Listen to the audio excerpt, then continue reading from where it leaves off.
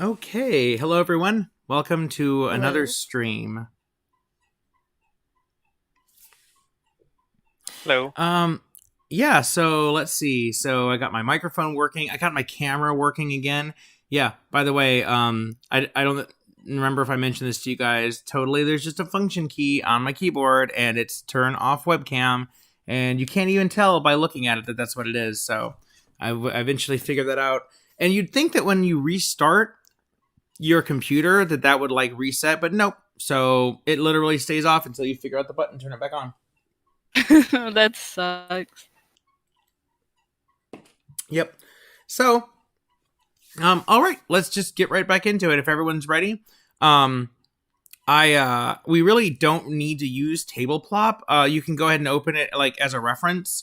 And I will be like revealing some stuff later so that you guys can kind of see the rest of the dungeon. But yeah, basically what I was thinking was I have like a flow chart where we can just kind of get through each of the things that you guys want to deal with in the order you want to deal with them and just get moving, because my goal is to get you guys to hell in this session and to at least get there. If you start playing, great, but at the very least I want to get there and feel like we're actually making progress. So I'm just going to jump right into it with where we left off. And just a really, really quick recap is, so you guys basically killed all the bad things except the 3 Van Thampers are unconscious. Well, no, sorry. Thalamra Van Thamper is unconscious. Her son Thirstwell is unconscious. Amric is fleeing and he doesn't realize it, but he's running towards Zara, who was heading back up with the prisoners that you rescued. So he's running right into your friends, but he's going to try to get past. It's really just Zara, and he's going to be trying to get past her. So you guys probably want to rush right over there and deal with him. Thavius is in the bedroom with Rhea, and she could probably hold him. But basically, I figure deal with him first. And then I'll just and deal with him and figure out what you want to do with the Van Thampers. Then after you figure out them, then you can deal with Thavius because he's still there. And then there's a few more things in here to resolve, and we can just kind of walk through those. But the most pressing thing is Amric, because he's actively trying to escape. I'm not really planning to move anything on tableplop. I'm gonna unhide some stuff, but basically I was just gonna leave it as it is, so that we don't waste time like moving our characters around, and we can just role play the stuff. Because Amric at this point, he's 1 versus however many you guys are, so you guys can do whatever you want. You can tie him up, you can beat him up, you can knock him out, you can kill him, whatever you guys want to do. So, who wants to? Let's see. I think you guys all were. Who wants to rush towards Amric, or how do you guys want to proceed? I think we should send one of us after. Maybe like Raxlor can go after them, or Damien, because wait. Oh, Zoe's the closest. We could just send one of us, whoever's Yeah, closest after Zoe them. was sitting there fighting him when he ran down the hall, so logically she would run after him. I don't see any reason why everyone else wouldn't. Everyone else is downed. I mean, if something else comes to take their bodies away, we're screwed anyway. As long as someone's watching this dude, we can just have everyone else go. Yeah, I'll take that. Rhea can do that. Oh, sorry.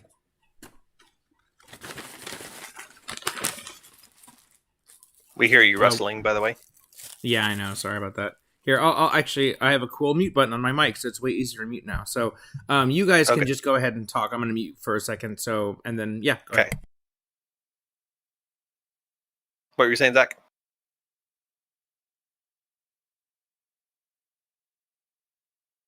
Zach? Back. We can't hear him.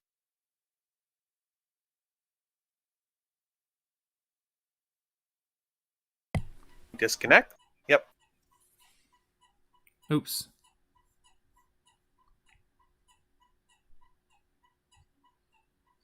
When he comes back, we should like bitch at him for delaying the game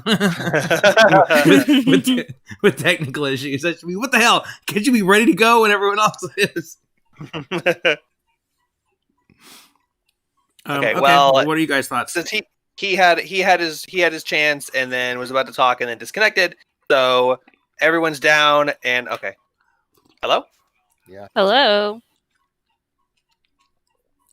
Hello? Can you guys hear me? I'm here. Hear me? Yeah, Yeah. Zach. You talking, Zach?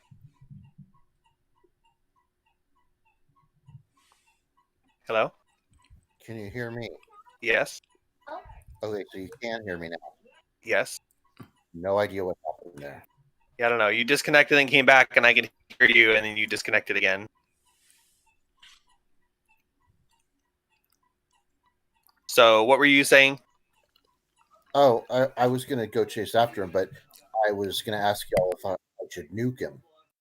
Yeah, I mean we're trying to knock them all out. If he dies, preferably melee, so we can knock him out because you can't knock out with range attacks. But I think he's still got enough HP that we can blast him down before knocking him out.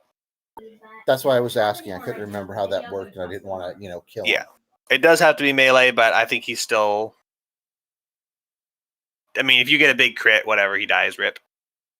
They got clerics in Baldur's Gate. They got money. He's bloodied. Okay. All right. I'm gonna move and then cast Eldritch Blast. Okay, cool. Make an attack roll. Is he hexed? I bet he's hexed. I think so. If Yeah, he yeah. isn't, I'm using my minor action to move it onto him. He If does. he isn't. Because is he was actually running away hexed. with it. Remember? Mm-hmm.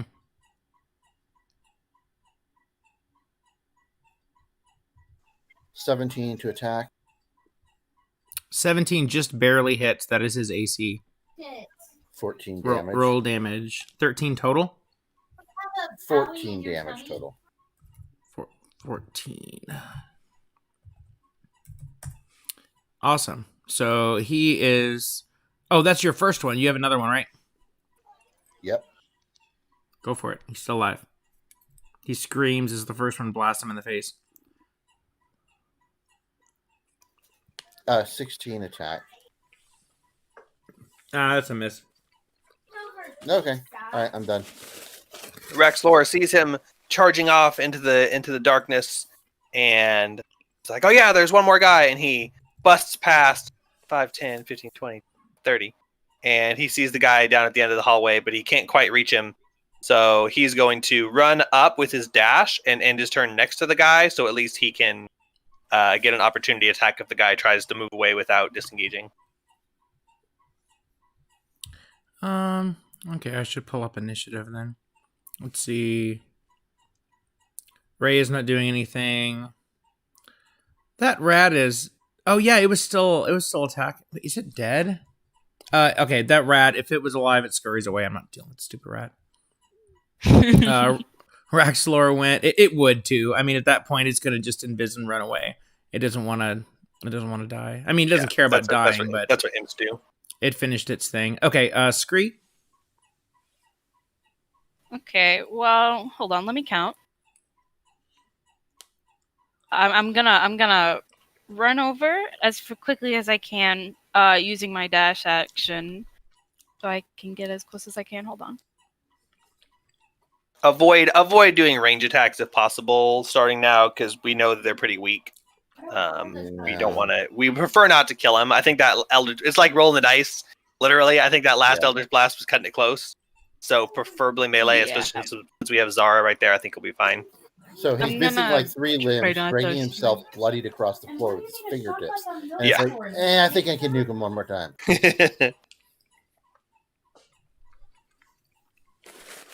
Okay, I'm gonna wait until my next turn until I can hit him or somebody else hits him first. Okay, and with Amric's next turn, he runs up and he is caught Did he by. disengage? Yeah. Yeah. So he's going to use the. Okay.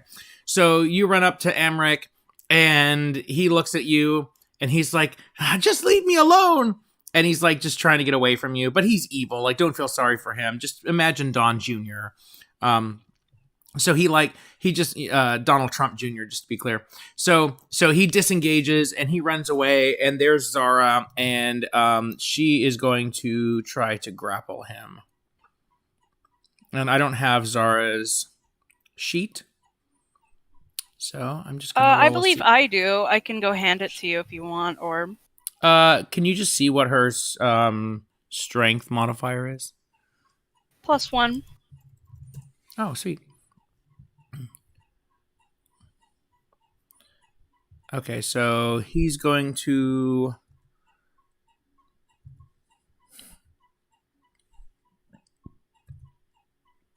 Okay, so he rolled a 10 plus 1, so that was 11. And Zara rolls 14 plus 1. So Zara grapples him as he is trying to run by. Where did table plop go? Oh yeah, dice roller. Excuse me. I'm also trying to remember where my microphone is, so sometimes I try to lean away and I actually lean towards it. Okay, so he's trying to run out, and Zara's like, Where do you think you're going? And you guys are like, stop him. And Zara grabs him, and she's grappling him, and he's like struggling to get away. And the Cambian's dead, and where's Damien? It's her turn. Yeah, you can run up there. Might as well use your movement. Oh, sorry. So, yeah, she didn't want to play tonight. So Jake, do you want to just run Damien?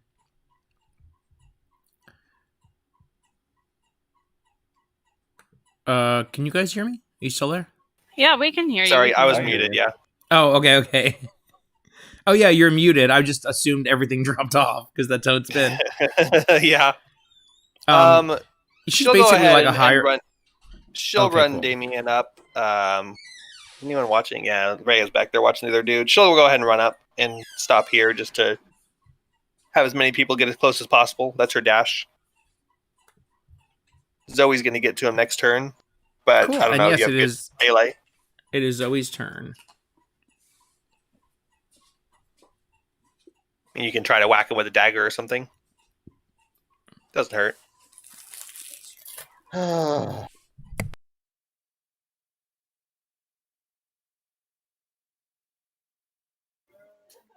Okay, I'm gonna run up and attack with a dagger.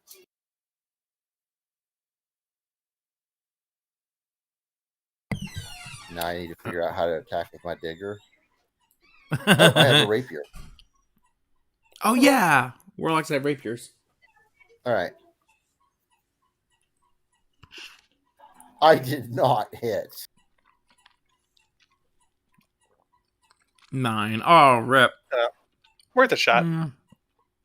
Yeah. Okay. Skip Rhea. Rexlor.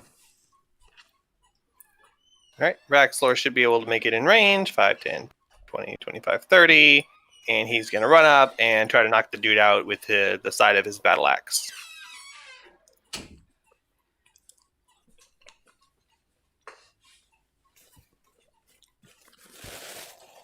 15 to hit, 12 damage. 15 misses. No, you have advantage because he's being grappled. Grapple just reduces speed to 0. Oh my god, fine. 15 misses? Yeah, he's got 17. No, you know what? You give yourself advantage on that anyway. This guy gets an AC bonus from. No, I'm not trying to. From what? He has a thing called Suave Defense where he gets to include his charisma modifier in his AC. He has 17 armor class. He's being grappled. There's no way that he's at full AC. In fact, his charisma is +2. I'm just going to call that a hit anyway. Oh, critical awesome. Hit. Good. I'm glad I made you roll again. Okay, so I mean, I'm fine. If you want to give me advantage, I'm fine with it, but don't, as long as it's not for a specific mechanical reason. But you're allowed to grant advantage to the DM if you want. I'll accept that. So roll damage. 18 damage. 18. Oh, thank God. He had 15 hit points. Okay, so he is unconscious. So you now have all 3 of the vampires knocked out. So you don't have to. I mean, you can move around the map if you want, but basically, do you want to like bring them all into a room, maybe the vault that you were in, tie them up, and then you could either. So you've got Thavius. That's another thing you can deal with. But also I would like you can to explore tie the them all dungeon. up and yeah. I want to tie them all up and explore the rooms that we haven't had a chance to explore yet, and check out that shield in there. I don't want to question the dude that I don't care too much about right now. I'm probably going to kill him anyway. Cool. Okay. So they're all tied up. We're gonna take them all into this bedroom and tie them up, all three of them side by side. And is there anyone else alive, or is it just any corpses? All the Cambion's still there, by the way. Yeah. What about that gone. thug? Did we knock the thug out? Thug's dead. Where's the thug? Probably deleted him. Oh, you can delete my my hammer too. I'm just dragging them off screen. Oh, who's this guy? Tying them three up, and Rhea will stay and watch them, and whoever else wants to. I want to inspect the shield, along with whoever would like to come with me and search this room, while Rhea watches them tied up in the bedroom. And we're going to search for evidence and treasure and anything else that we can find in. Okay, cool. So the next thing that you want to do is check out the shield. Yep. After everyone else decides what they want to do. Oh yeah. Okay. So let's do that. I'll go through everyone else. Okay. So Willow or Scree, what does Scree want to do? Scree would like to follow Raxlor and search for treasure within the room. Okay, so there are two coffers on each one of these tables, and there's 4 tables, so there are 8 total. So if you wanted, you could open a coffer or start opening the coffers and seeing what's inside. I'd love to do that. I like to open this one. Okay. I'm gonna go around and let everyone say what they're going to do, and then I'll go ahead and resolve them. What's Damien doing? Since she's not really playing, you can just give her a task or something, whatever you want. She's not really doing anything unless we need a rogue for something. Unless she's here, I'm not gonna roleplay 2 characters. Yeah. Oh yeah, exactly. Rhea. No one needs to roleplay her. She's basically just an NPC. She's a hireling. You can use her to attack. She's basically an NPC, but you get to use her sneak attack. So yeah, if I need her to disarm a trap or sneak through something, I will. But other than that, she's just extra. Okay. Zoe, what would you like to be exploring? Ah, crap. Rip. Be right back real quick. I have to go to the bathroom. That's fine. Yeah, that's fine.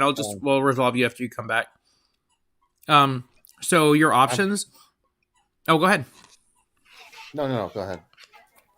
Okay, your options are Raxlor is inspecting the shield. You could check that out with him if you wanted. Scree is checking out the coffers, so you could do that. Or you could check out something else, which there is one room... Well, basically 2 locations that have not yet been explored. This area up here by the vault. So you guys, there's a door leading out of the vault, and you could see a tunnel on the other side of bars, and it actually continues. So you have not explored down that. So that's kind of like the last room. But there was also a door at the beginning of the dungeon that you guys kind of skipped past. And there's a room there. Doing that together as a group. I'm going to go up and cast guidance on Raxlor to help him out.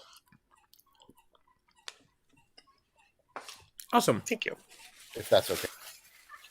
Cool. Okay, so I'm going to go ahead and proceed. And then Scree, we can do the coffers when she gets back. But we'll go ahead and do the shield. Okay. So, Raxlor, you see what appears to be... I need to send a picture. I need to send a picture of this. So I'm going to send it via Discord. This is where I just pop it up on the screen, but let me see. Can I just go like this? Update, upload. Uh-oh. Can you see the file name when I upload it? Yes. Okay, then give me just a second. Rename. Innocuous Shield.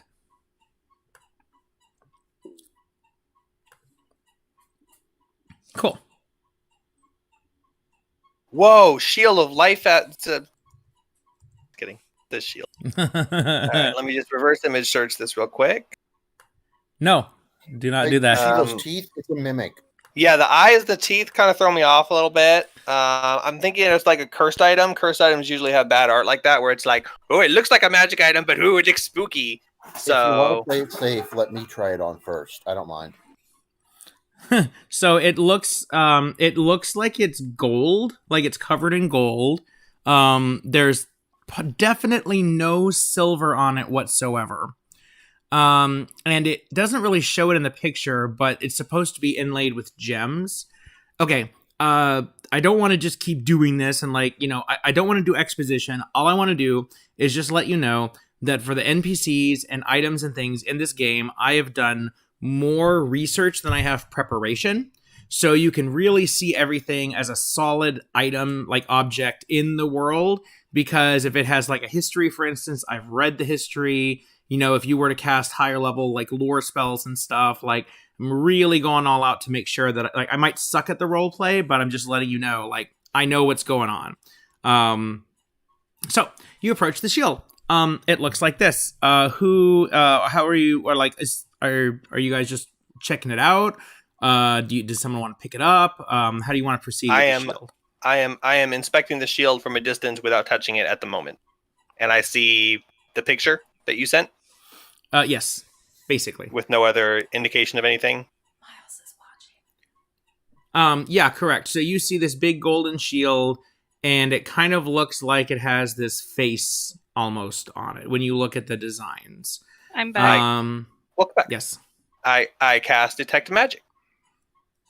Okay. A ritual. No, short rest. It's a Furbolg ability. Cool. Okay. You I don't know what aura of magic you would notice. I guess you definitely can feel that this is a magic item. In fact, it's a powerful it's magical. magic item. Yeah. Okay.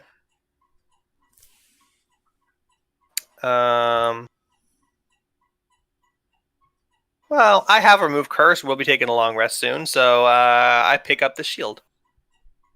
Okay. As you pick up the shield. Okay. Oh no. No, but also yes. So no, nothing terrible happens. So you pick up the shield. Only Jake hears this. Ooh, it's an artifact.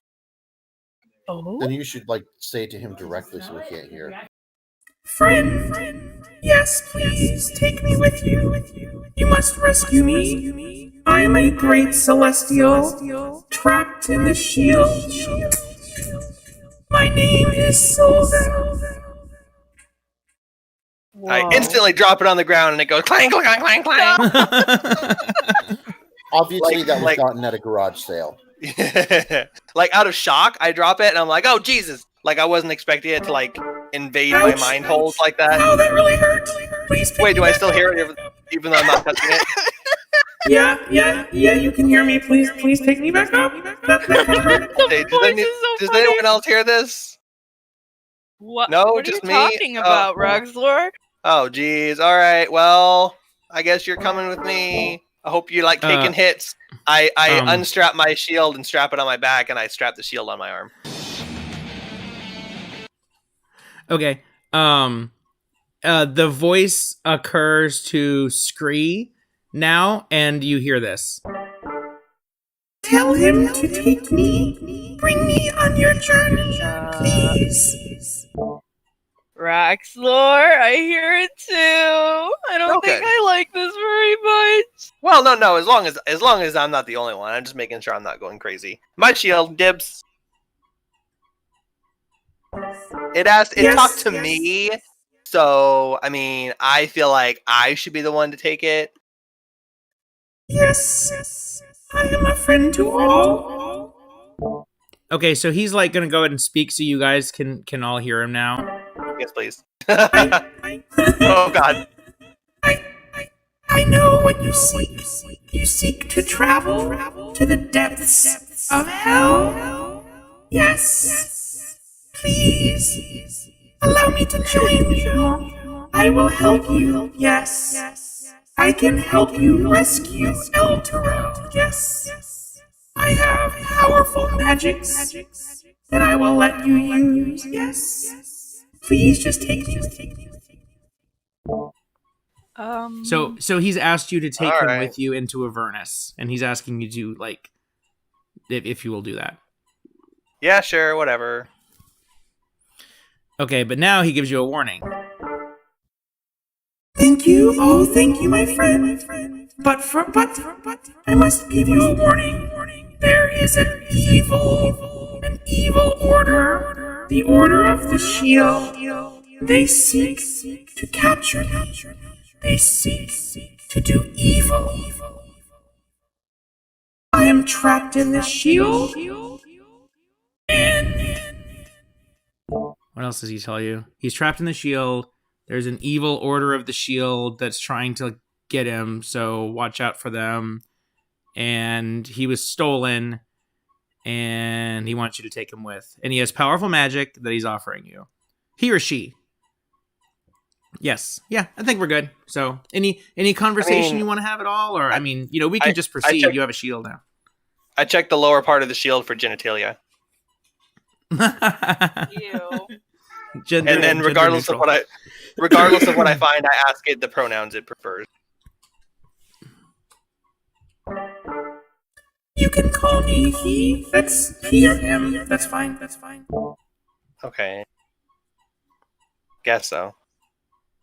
Yes. Because I was gonna be calling it an it. Nope. You heard it. I mean, you heard him. Yeah. Anyway, okay, yeah, you're my shield now. I'll take you into hell with us, and we'll do our best to stop people from getting you. Hooray! But This is fantastic. you better not fuck it up.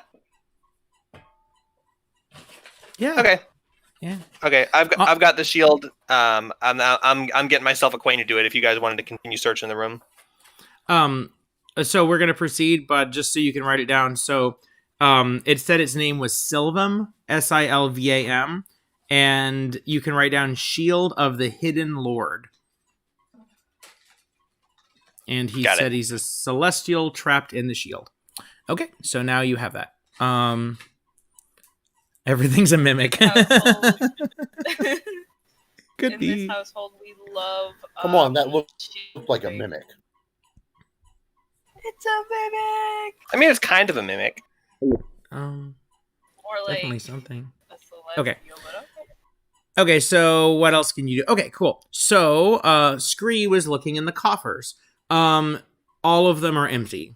You open each one, and it's totally empty.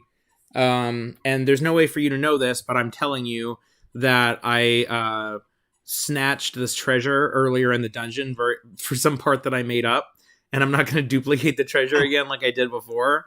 So whatever you got, you already got. So these are all empty. This was a whole bunch of treasure, but you guys have already collected the treasure, or you didn't write it down, and then it's gone. See, but like that I'm fine with, because it's like you could have been like, oh, there's no treasure, and we're like, what the heck? Why is there no treasure? We want treasure. But telling us that we literally already got it, it's like, it's okay. It was all front loaded. Yeah, we were here for other reasons. Yep. So you have two rooms to check. Done. Okay, so you've got this. You've got a room near the entrance when you first came. Oh, sorry. There's another thing I forgot. This is why I write it all down. So there's further into this dungeon, there is the room near the entrance that you passed by, and then there's the locked chest in the bedroom. Oh, we never opened the chest in the bedroom? Correct. Okay. Does anyone have proficiency with thieves' tools other than Damien?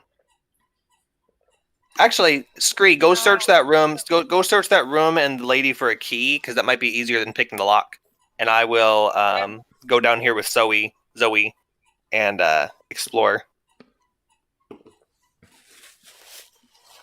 Wait. Okay, so search for a lock or a key. The chest, I think, is this one right here, right? Yeah. So probably. yeah, the chest is here. So search for the key. It'll either be on the lady, so you can feel her up, try and find the key, or search her room for the key. You won't like where it's hidden. Okay. Oh no! Thoroughly search. I look you in the eyes. I do that thing where I point to my eyes, then to your eyes, and I go, thorough. It's around her neck, but it is kind of in boob sweat. It's like a long chain. And blood, yeah. So, there's actually a key around her neck. So if you want, you can try it in that chest. Bet it works. Okay, well, then I'll take the key off of her and go over here.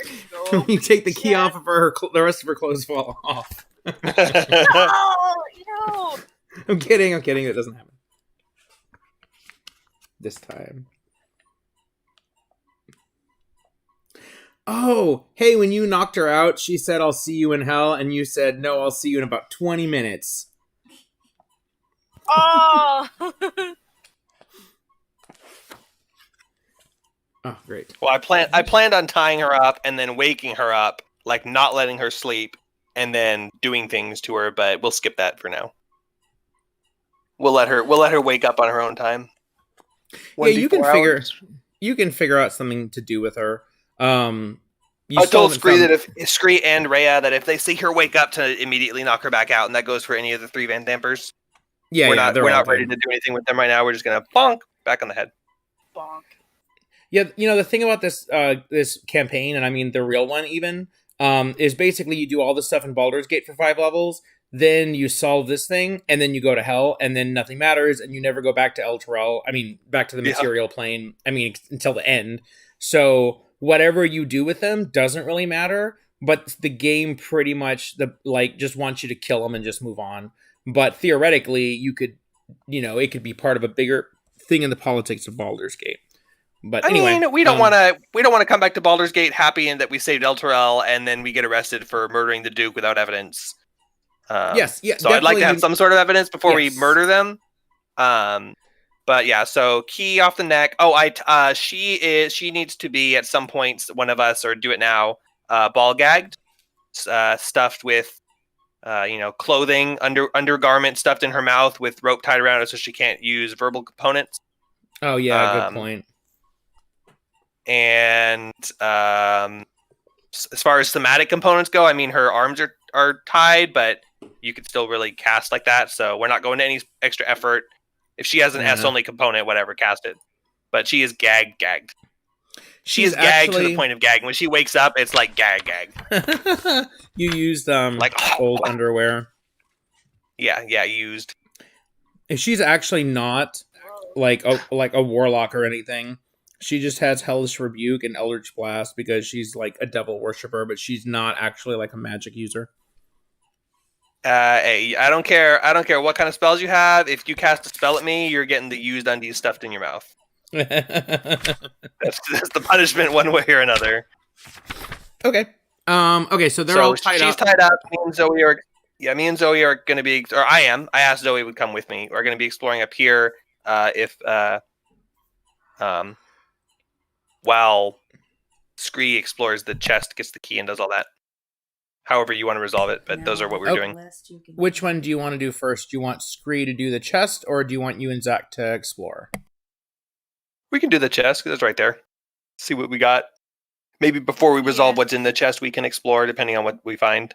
Start there. Okay. So do you want to... Scree, you're going to turn the key in the chest and open it up? Yep. Okay. You turn the key in the chest, it clicks open, and just to remind you, the padlock is cast in the shape of a horned devil's scowling visage. You open it, and you see 3 thin black covered ledgers, a set of writing supplies, some kind of a kit, and a pouch. Yeah, and that's what you can see down in the chest.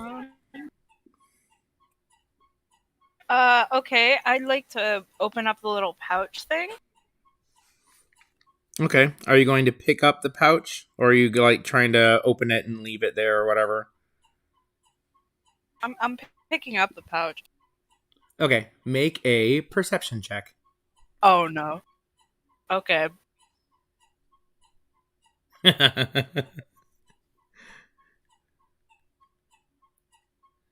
Isn't it funny how 17. usually you open up a chest and it's like, oh yeah, there's stuff in it. Okay, you take the stuff, but then sometimes like you open up the chest.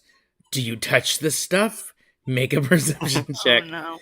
Okay, that's why you 17. have to ask consistently. That way, if it does happen, you don't know. Okay, so you notice something, that the bottom edge all along the entire like bottom of the trunk, that there's like a really thin gap. Like the edge is like gapped. What do you mean by that?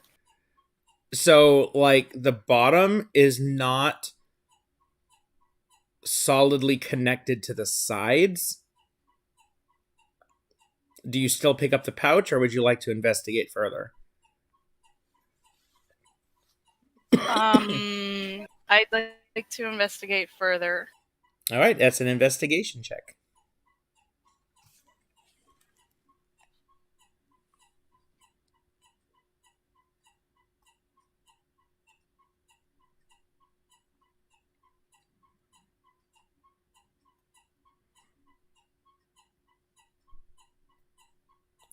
I don't even think. Nice. Oh, awesome! I don't even think the book had sufficient like mechanics for handling this, and I don't want to just be like, ha ha ha, you didn't specifically say, because we literally do that all the time.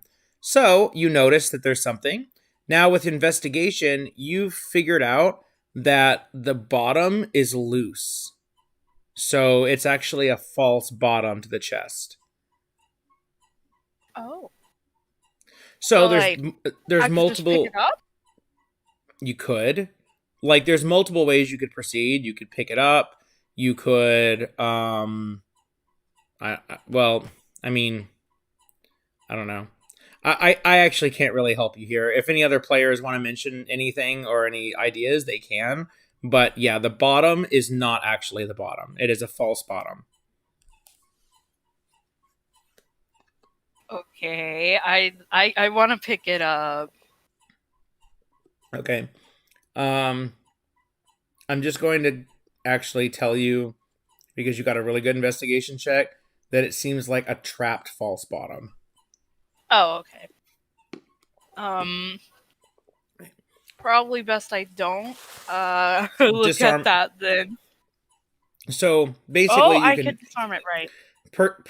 Perception notices a trap.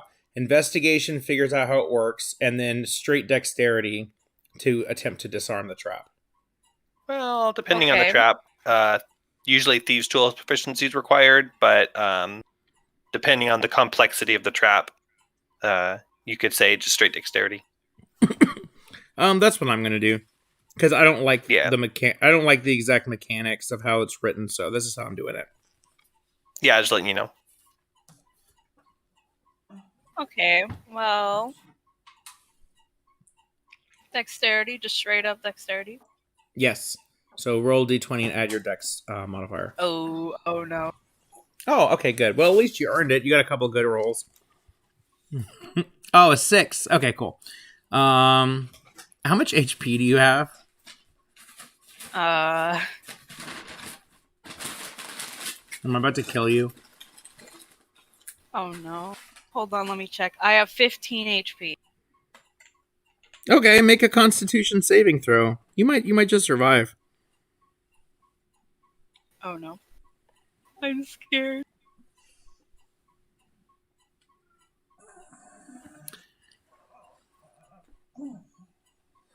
Oh my god. 20. 20. Oh, that's amazing. Okay, so Okay, when thank you're God. as you're trying to disarm the trap, you set it off, and the false bottom pulls a cork out of a vial of poison that's hidden underneath, and a cloud of poisonous gas spews out into the the air around the chest. Everyone else is far enough away, but you get blasted in the face with it. Fortunately, you succeed your Constitution saving throw, and thus you take no damage. However, there is now a cloud of poison here that will last for about a minute, unless it's dispersed in some way. So you could back away from it, because if you start your turn there, then you might take damage again. Oh. Yeah, just leave the room and go back and tell them what happened. Oh, actually, Fabius, he's next to the chest, so I'm going to make him take damage.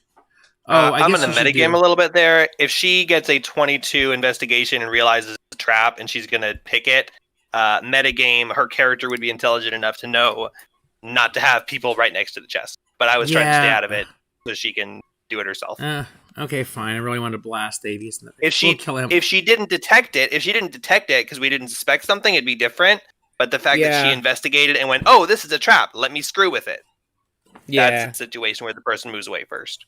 Cool. Okay, so that is now dealt with, and in 1 minute it will be cleared. And I don't think you guys have gust of wind or anything, but it'll disperse itself automatically. So you can proceed. Do you want to go check out the hallway? Yeah. Okay. So hey, Scree. Did you open the chest? What'd you get? Anything good? First of all, it was trapped. Second of all, there's a cloud of poison. I just kind of barely missed it. So let's just try that again a little later. Oh, okay, yeah. I mean, everyone's clear, right? It's not like getting on the Van Dampers. We don't want it to die accidentally. They're good, right? It's not getting on them. Okay, cool. Well, yeah, we'll check back in a minute and see what's going on. We got Ray and Damien in there. They'll be able to make sure nothing crazy happens. All right, you want to come with us? We'll finish exploring this place then all together. Yep. All right. Looks like this way is a dead end. I'm gonna go check out this rubble and see if there's anything in here. You guys go on ahead. Or what's your passive perception? Raxlor's passive perception is 14. Oh, 14. Okay, fine. All right, you're going there to search the rubble. Make a perception check.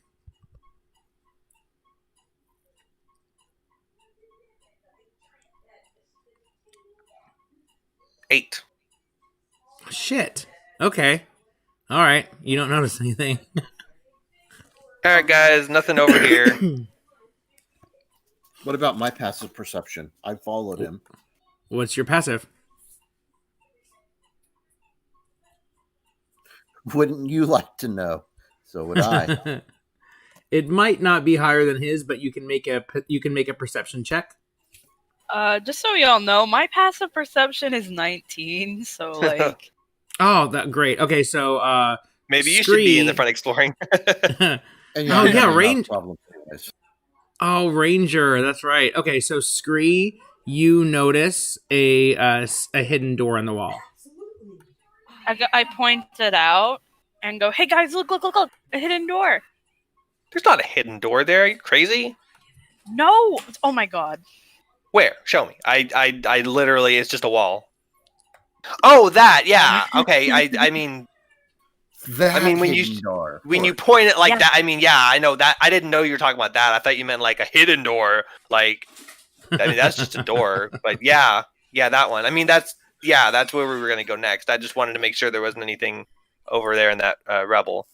Oh, a hidden doorway, because it's not really a door. Yeah.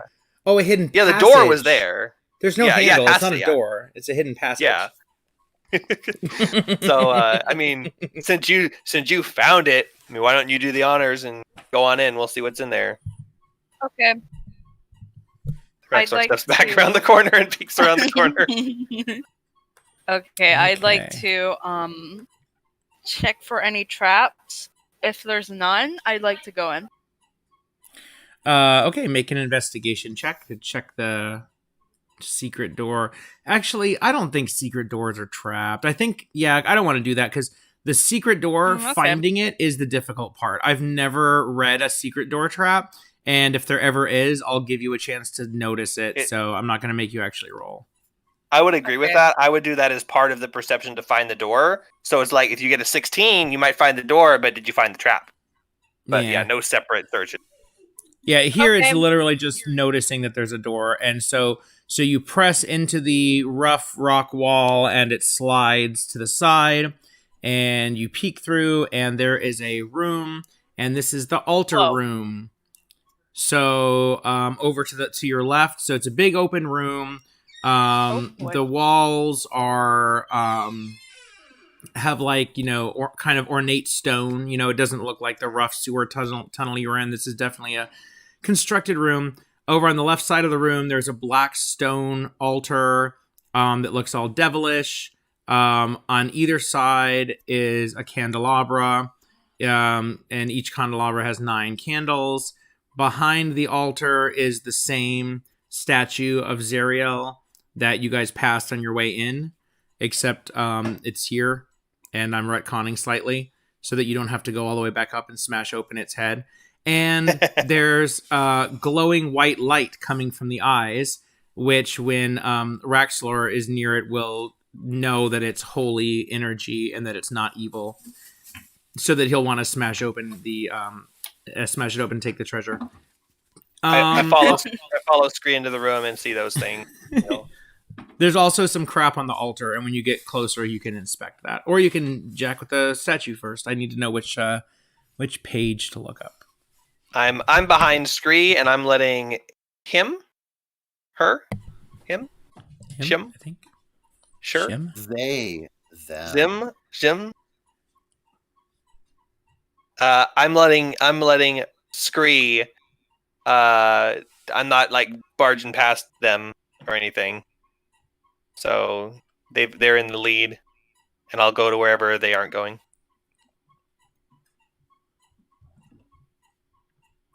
Okay, so Scree, do you want to look at the statue or the altar? I'd like to look at the altar. Okay, cool. So you look at the altar, and sitting on top of the altar, you see a book. And on top of the book, you see a small, shiny metal object. When you get closer to the book, I'm gonna show you what you see in just a second. Where is yeah. And the small metal object is a tuning fork. Hooray, a tuning fork. My god. Raxlor steps into the room and gasps as he sees Scree at the altar, but he's not gasping at Scree, he's gasping at the statue. What? Like I look just like found the tuning fork, the thing we're down here for, Raxlor. Why are you so interested in the statue? I'm not hungry right now. Stop talking about forks. We'll eat later. Hobbits. I'd like to take the tuning fork. What do I look like, a bard? Ooh, a tuning fork. I'll make sure my lute's in tune. Oh like he completely forgot why we're down here. I got to be honest with you. I don't remember anything about coming down here for a tuning fork. That was a really long. It was literally 2019. Okay, I can't find my picture of the book, so it doesn't matter. I'll just tell you what it is when we get to it.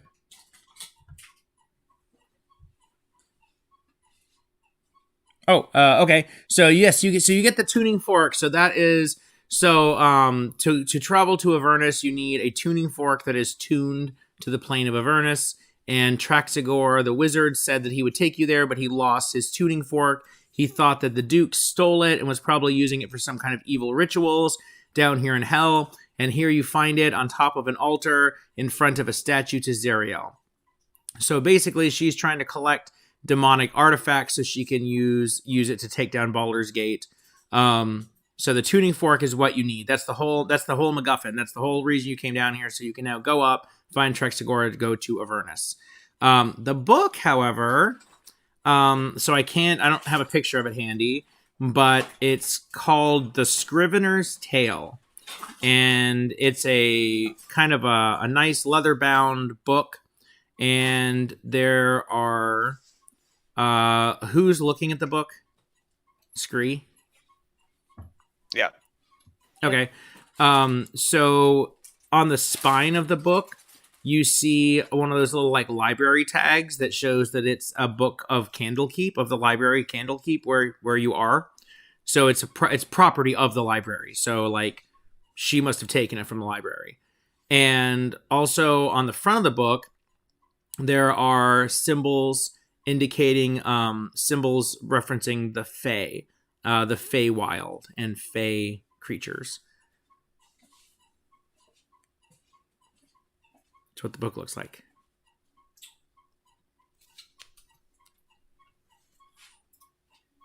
Okay. I want that book if nobody else is taking it. Oh, sorry. Obvious reasons. Okay. The book, and I go, "Hey guys, who wants this book? I'll carry the tuning fork if someone carries this book because it's really books. really I love problem. books. As Zoe's walking in the room. No, I'm distracted with the statue. I'm walking towards the statue, or I would. Okay, I'd like to give the book to Zoe.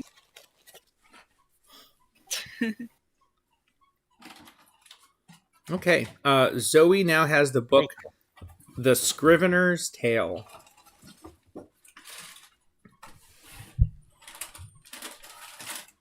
And I don't, Oh, I found the book. Yeah. Upload.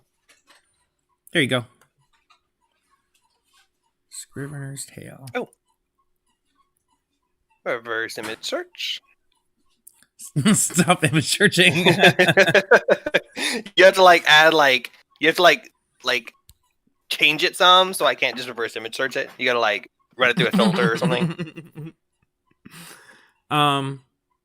Okay, so the other things to check out in this room is the statue, but also so Raxlor the cleric, make a religion check. Okay. Please succeed, or I'm gonna have to make up some reason for someone else in the party to know 16. 16 plus guidance. Guidance. I cast guidance on myself before I went into the room. it. Fine, but 16 works anyway. No, it's 16 plus 2, 18. Okay, fine. Okay, so And then I cast guidance again. to double guidance, triple guidance. No, but guidance Okay. for the next thing. Oh yeah. It actually lasts for a while. It lasts for like a few minutes. It's only on the next check concentration. though. Okay, yeah. So it like pops. Okay, so so you know that this room is one of magical rooms that exists under Candlekeep, where you can actually meditate for an hour and gain the ability to cast what's it called? Contact Other Plane one time within 24 hours. So if you spend... Now, it has been used for devil worship, so I'd recommend that you do something to, splash some holy water on the altar or something. Might be a good idea, otherwise you might not get the right plane. But I'm going to the... that's the plane I'm going to. I'm going to the same plane. That's appropriate, though. Well, yeah, but I don't actually remember the mechanics of Contact Other Plane, but I think it basically gives you the option to talk to your god, sort of thing. I really don't think I want to cast that spell, like at all. Is it bad? Yeah, it's pretty bad. At the end of it, you have to make a DC 15 int save or take 66 psychic damage, and they're insane until you take a long rest. You mentally contact a demigod. Okay, well you don't have to. That's actually it's from the Candlekeep book. Let's see. Contacting this extraplanar intelligence can strain or break your mind. When you cast this spell, make a saving throw. Yeah, and if you fail, you get 66 damage. Okay, All it does, though, Yeah. besides the damage, is you're insane until you finish a long rest. And while you're insane, you can't take actions, can't understand anyone, can't read, and can speak only in gibberish. But you just go, just wait an extra day and you're fine. Yeah, so besides the damage, so if I don't die, then I'll just be insane for a day. That's fine. 66 damage. Yeah, but you can ask 5 questions to the entity. Yeah, So, but what entity am I going to talk to? I don't give a shit. I ain't got nothing to talk to. I mean, anyone else is welcome to. Let's make one of the Van Dampers do it on threat of death. It lasts for 24 hours, so you don't have to cast it right away. It just basically you store it up, and then so you're going to take a long rest. So basically, this day or the next day, at any point, you can cast Contact Other Plane 1 time. Okay. And Jake's right. If you succeed in intelligence saving throw, that's bad. It's not ending. It's really bad. And if you succeed, you get to ask 5 questions to a demigod, a spirit, or some other mysterious entity from another plane. And you can get answers yes, no, maybe, never, irrelevant, or unclear. So if someone wants to, they can meditate in this room and gain that ability should they choose to use it. No one? Okay, fine. But it does that. Okay. Do you want to smash open the statue? No. I was waiting to roleplay, but you were expositioning on me, so. Sorry. I mean, no, we needed that information. Also, Contact Other Plane, yes, I do want. So does that include short rest? Yeah. Can we short rest in here and that counts? And plus the benefits of a short rest? Oh, yeah. Because I don't plan on long resting down here, so we could take a short rest, I store that up, and then I'd have it for wherever we end up going. I guess are we supposed to long rest down here? We have that escape tunnel. Yeah, you're about to escape. I'm planning on you basically going up and then long resting, so that would be more appropriate. So yeah, do a short rest, meditate, get the spell. Maybe you won't even use it, but maybe something will come up and it'll be like, let's see what happens. So I go into the room and I'm drawn immediately to the statue. I sense the whole thing about the Contact Other Plane while Scree's looking at the fork and trading the book to Zoe. And I walk in and I look at the statue and I go, this statue. I just saw a statue like this upstairs and this one is similar, but these eyes, they're speaking to me. Sylvam,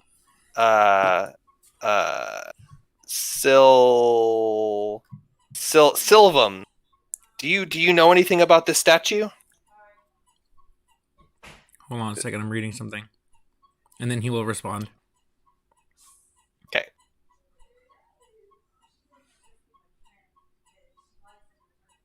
Okay. He says... Oh, wait, that's not how I do my thing. Sorry, 1 second. Okay. Yes, so Sylvam, he says... Oh yes, that is a statue of Ziria, Lord of Avernus. She is not to be trusted, but her statue contains a great treasure. Great treasure.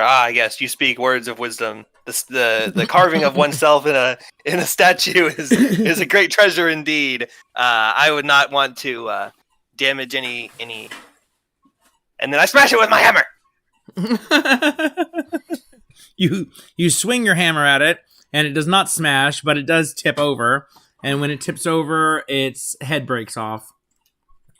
And is there anything inside of it? And there is a magical mace inside of it that was causing it to glow. And I'm going to make you have you make a decision.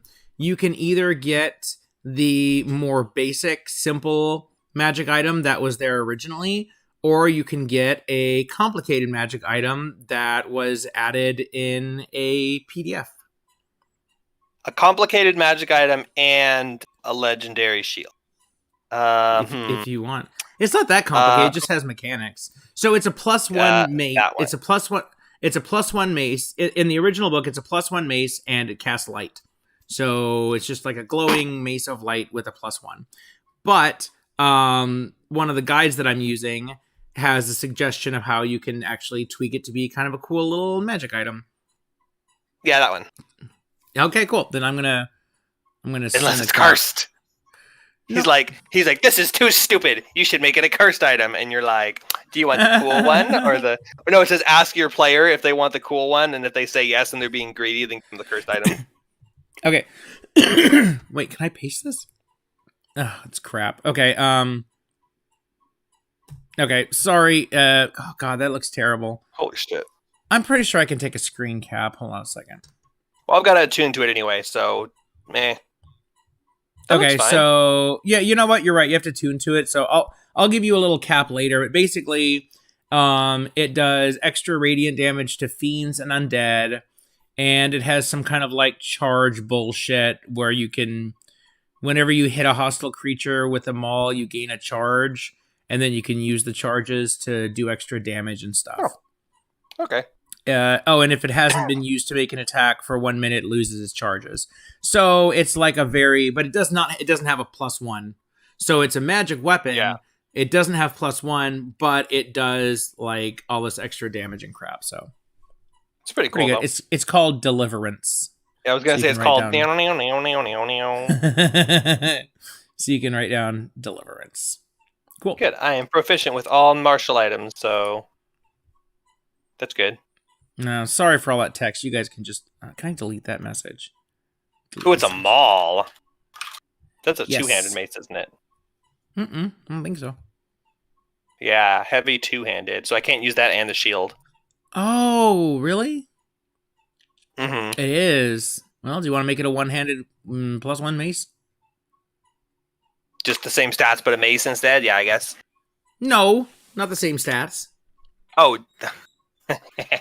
you mean just the +1 mace? No, someone else can have this. Can't someone here use a mace? No? Anyone?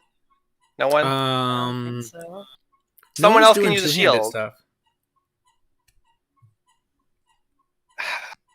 What weapons does Zoe have? No, Rapier. You want me to have the shield because it's like I'm like lawful good or whatever, right? I'm chaotic good. You know that, right?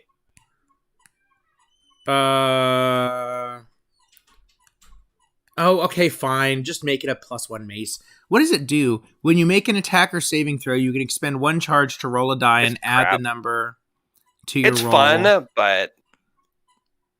Okay, well, let's just say that. So instead of a maul, it's a mace. So it's just a regular 1d6 mace, but it still has all the same crap on it. Yeah, because no one else is going to use... You're the only one that's going to use a shield. And no one uses two-handed, so that's dumb. So yeah. I mean, it's significantly less damage than my weapon, but it's what's your magic. Weapon? A silvered battle axe. It's 1d8 and 1d10 versatile. Oh, what?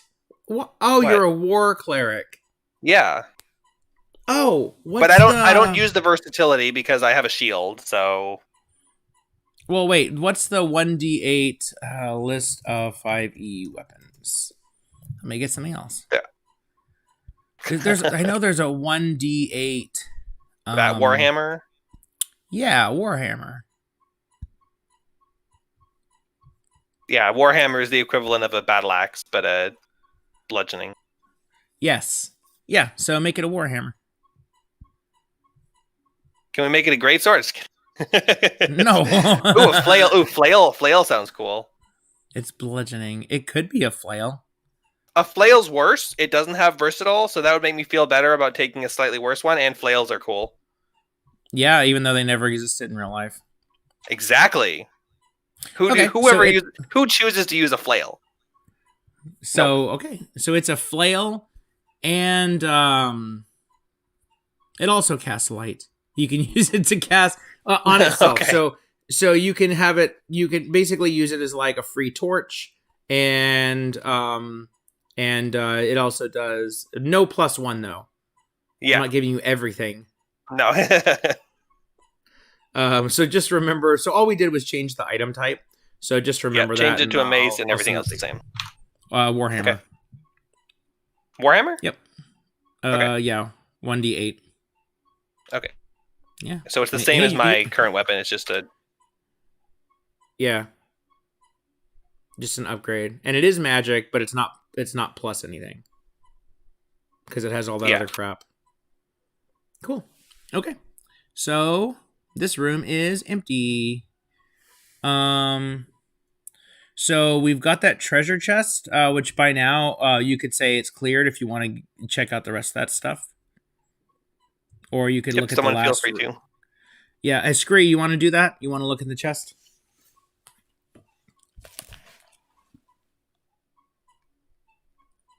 Scree? Yes. Cool. I'm here. Okay, so since you set off the trap, I'm just going to tell you what's in it. And you can just take all the stuff now. You don't have to worry about it because you already set off the trap. So, the ledgers are written in Infernal. Can you speak Infernal? Let me check. Yep, I actually can. Fantastic. Then you open the ledgers and kind of skim over them, and you can see that they are records of Duke Fanthamper's business dealings with the devils. What the hell? It says in here records of her legitimate business dealings. That doesn't do anything. Okay, well, it's not that. It's in 3 ledgers. It's all the evidence that you need, proving everything. It's got, like, notarized pictures of her shaking hands with Zariel and holding up the contract. And then another one of her, like, pointing at a map of El Terrell with a big, like, X through it. Like, it's the most... Did you ever see the Simpsons episode where Bart made the Big Butt Skinner balloon? And he's like, empty your pockets. And then it's like, blueprints for you designing the plan, alternate names for the balloon. It's literally a cache of every possible thing.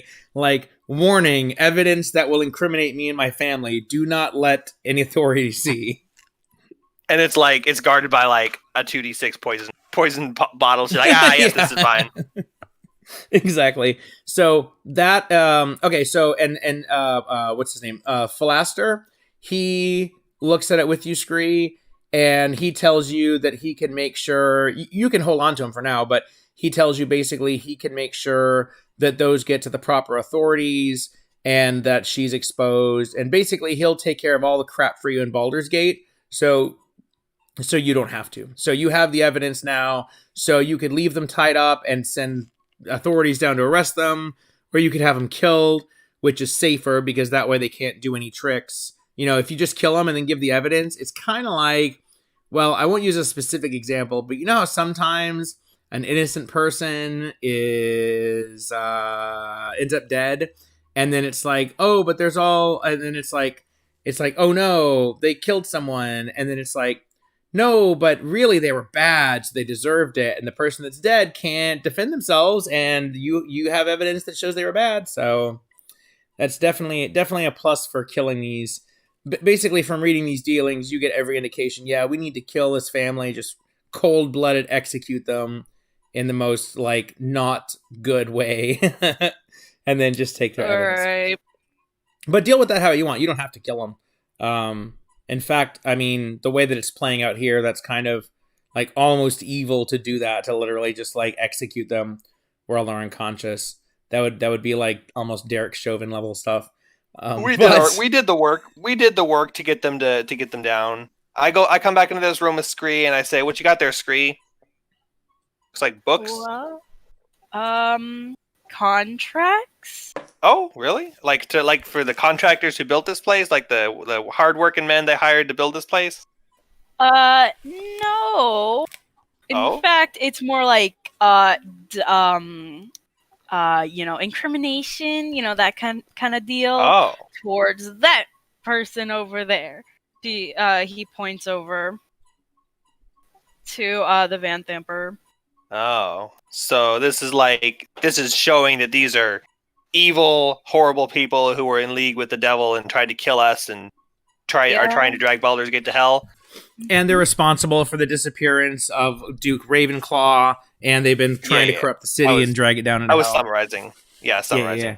Yeah. I rub the head of my new Warhammer, and I look at my shield, and I say, well, I've been blessed by the gods to be down here, so whatever choice I make must be a righteous one. And I hold up my Warhammer, and I say, If this be wrong, let the gods stop me in my steps. Uh-oh. And I step forward to the weakest Van Thamper, who is the one who shot me, and I said, I judge ye guilty for attacking a priest of Mialiki in cold blood, and I sentence you to death on her behalf. And I raise my warhammer and I bring it down and smash his skull in.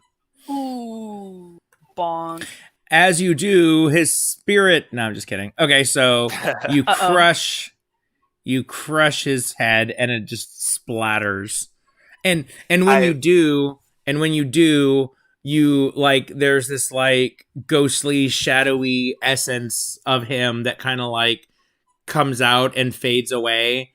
And he's like, fuck you. And then you see him like getting pulled down into the ground, like his soul is going down to hell.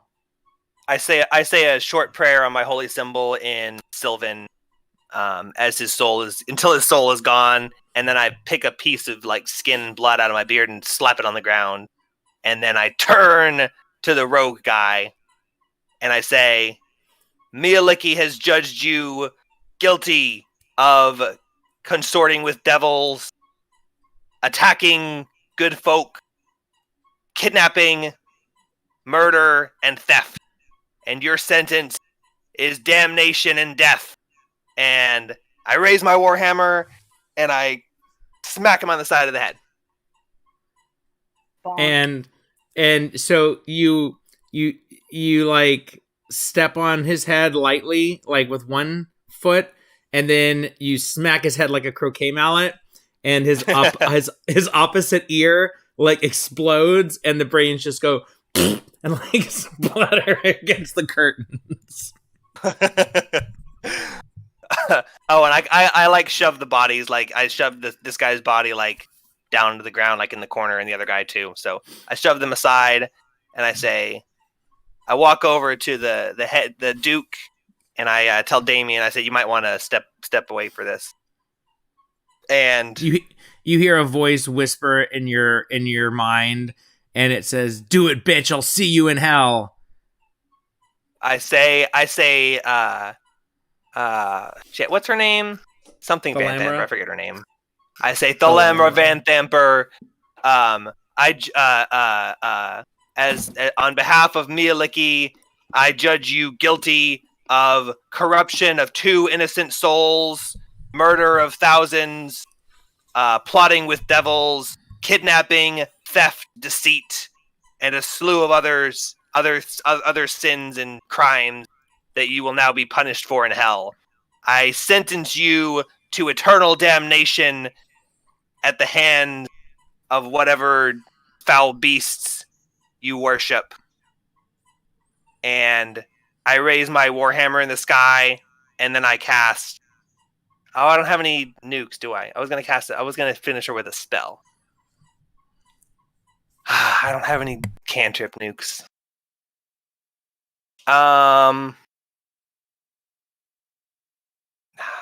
Yeah, I bashed her in the head. I was gonna give her something special, but you could smash her in the face so that her face is crushed. Just crush her skull in. She whispers in your mind. You hear a voice hiss, "I'll see you in 2024, bitch."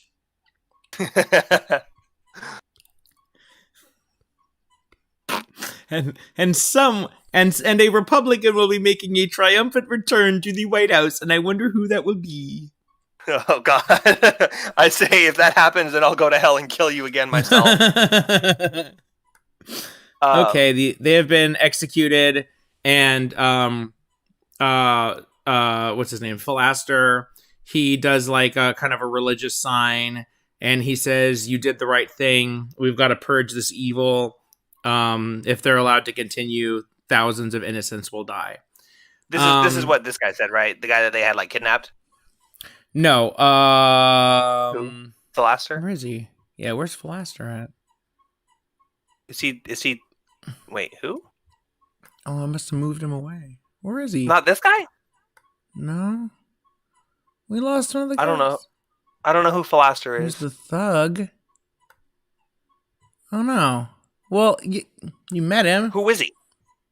He was a prisoner here, and he's friends with Silvira Savicus, and he's kind of been like your advisor here. And he's we sent him up with Zara.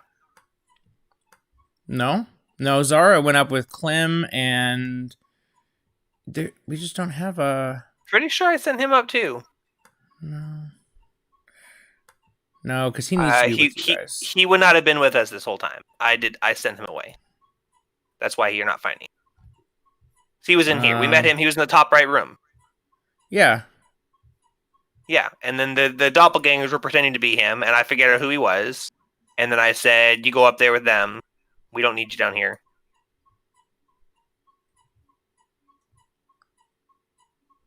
We tried to send Lulu up, but you said no. And I was like, okay, fine. Okay. Well, I'll deal with that in a second. If you want to meta that he is still here, we could tell him to watch the lady while we went and dealt with other things, so he wasn't messing with it. He just chilled in himself. I don't know where he is, but he's definitely here. And you need him. Oh, here he is. No, what the hell? Yeah, so okay, hold on. I'm just gonna try to add him back. How do I add a token that I've already got? I can click on him. How do I find him? Double click. Wait, is this him? Double click the name. Okay, sorry, hold on. Like in the left side thing. Yeah, I'm under tokens. Okay, double clicked his name. Okay, it took me somewhere. Oh my god. Oh, okay, this is the fake Phallister token. I don't know what happened to the real one. So we're just going to use this one to show. Because, yeah, he's like your guide. He's the one that actually told you where everything was down here. Yeah. So, yeah, you definitely need him. You needed to rescue him and then bring him back.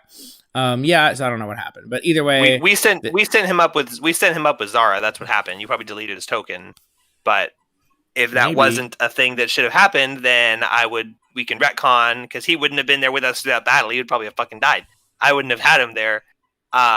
He would have been back here because we still need to deal with this lady, whatever's going on with her. I didn't feel like unlocking her yet in case she was a Cambion or something. So, yeah, I told him, I was like, okay, we're going to go explore the rest of the dungeon. Everything should be fine. You stay in here and watch her in case anything happens. And worst case, you can say that you escaped from your cell, but then stayed here because you didn't want to get killed or whatever, you know? Be like, this is the safest place for you is in here. In case something happens to us, at least you'll still be safe. So he was in there. I sent Lulu to go get him while we're cleaning up. After I killed everyone, they're all dead. And then I said, I tell Lulu to go get him. Yep, yeah, that's fine. He's actually a spy, so he's not like super weak. He's probably like on the level of Rhea. Yeah. So, but yeah, that's fine. So, yeah, so he says, he's like, you've done what needs to be done. And then he says, there's only one more thing to deal with now. And he looks I interrupt him there. I interrupt him there, and I say, wait, sorry, what does he say? Go ahead. That might work out. He's just gonna be like, okay, now we have to deal with Thavius kind of thing. Who's Thavius? Thavius.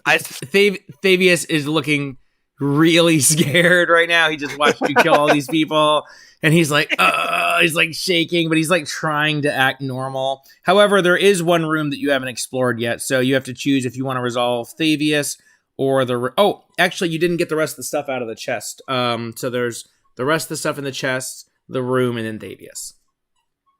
Okay, yeah, I'll let Scree take the rest of that stuff and do with it what he wants to. Okay, so Scree, get ready to write down the stuff. Okay, hold on. Go ahead, Jake. Sorry. Oh no, you have write it down. Her. Okay. So evidence. Okay. So you get a set of calligrapher supplies, a poisoner's kit. The coin pouch is made of sheep's bladder, and it has money in it. And I'll read you that money in just a second. And then you also get a magic item called Pipes of the Sewers. And are you ready for the money? It should be easy to just write down at the bottom of your item sheet. What was the first thing again? What was The the first first thing again? is calligrapher supplies. I got it. And then poisoner's kit, you got that? Yep. Okay. The coin pouch contains 22 platinum pieces. Whoa! Yeah.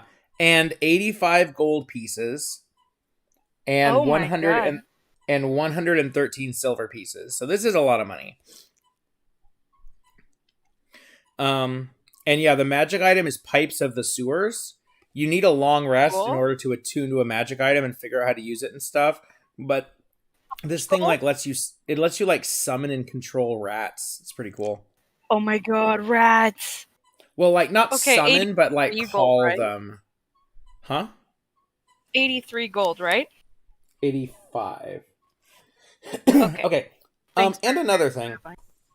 Okay, so you got all the evidence about the Van Thampers, but there's some additional information in there as well about the Order of the Shield, which is what the Sylvan was talking about. So you find out that actually there is a particular one of the patriarch families of Baldur's Gate is actually the keepers of the Order of the Shield. So basically the Order is owned by this one noble family in Baldur's Gate. And there's not a lot of information about it, but it does indicate that their family has had possession of the shield in times past, that they recently lost it when Thalamra stole it. Actually, it's more like she bought it, like someone else stole it and she bought it from him kind of thing. It's part of Thalamra's plans to bring down Baldur's Gate. Like they already brought down Elturel. It's part of her evil scheme. And the name of the patriarch family that manages the Order of the Shield is the Hewn family. And Hewn is the last name of the woman that you left in prison. But you're able to see in the information about the Hewn family that the woman that you met, whose name is, doesn't freaking matter, but I might as well tell you, Satyr? Yeah, Satyr Theone Hewn. She's actually not the ranking member of the family. She's like a cousin. So currently the person who commands the Hewn family is someone else. So the one that is here is not as powerful as she was claiming to be. However, she is related to the Order of the Shield, which this paper confirms basically wants their shield back. Well, they consider it theirs, and they want it back. So that very important piece of information. Nope, they ain't getting it back. It's so powerful. Once you take a long rest, you're going to find out. Okay. So, all right. So that's everything. That's everything from there. So you got some new information. Now, that Hewn lady, you left her locked in the thing, and you could actually just leave her there because now you kind of figure you don't care about her, but now you know what's going on with her. Just let her starve to death, dehydrate to death. Well, I mean, exposure.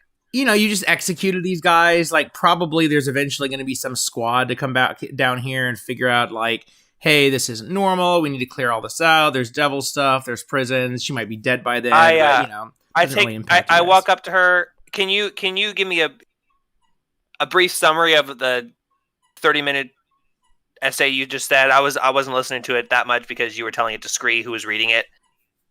What? Oh, sorry. Okay, so this shield of the hit. Did it say it said who she is? Yeah, she's a nobody in her family.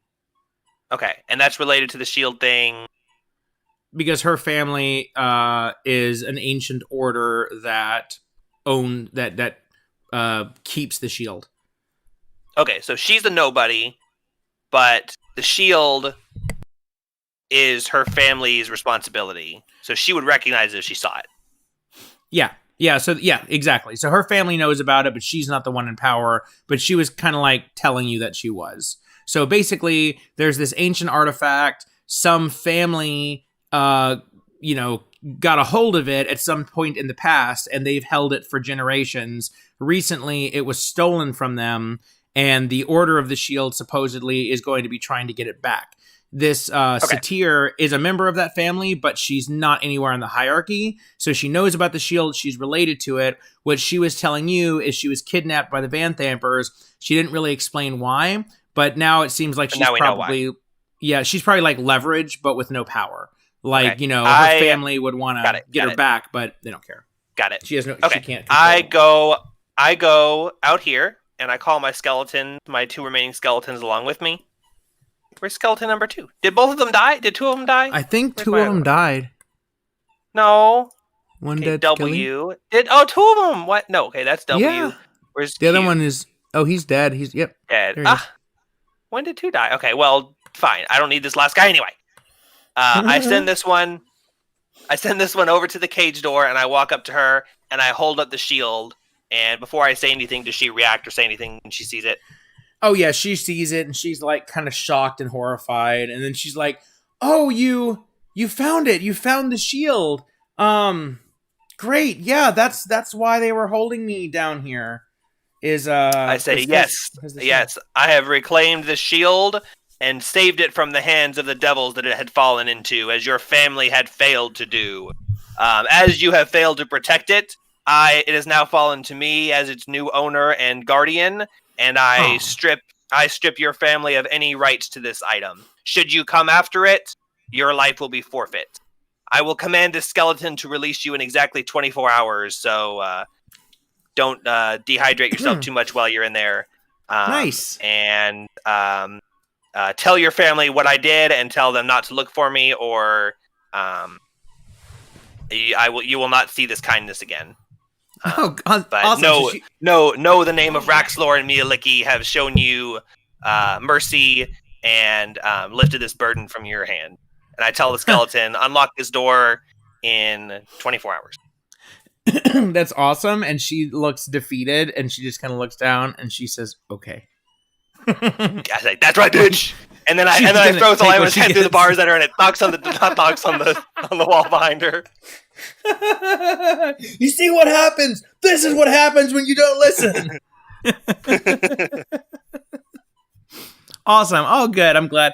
And one of the doppelgangers, he kind of creeps up to the bars, and he peeks his head out, and he goes,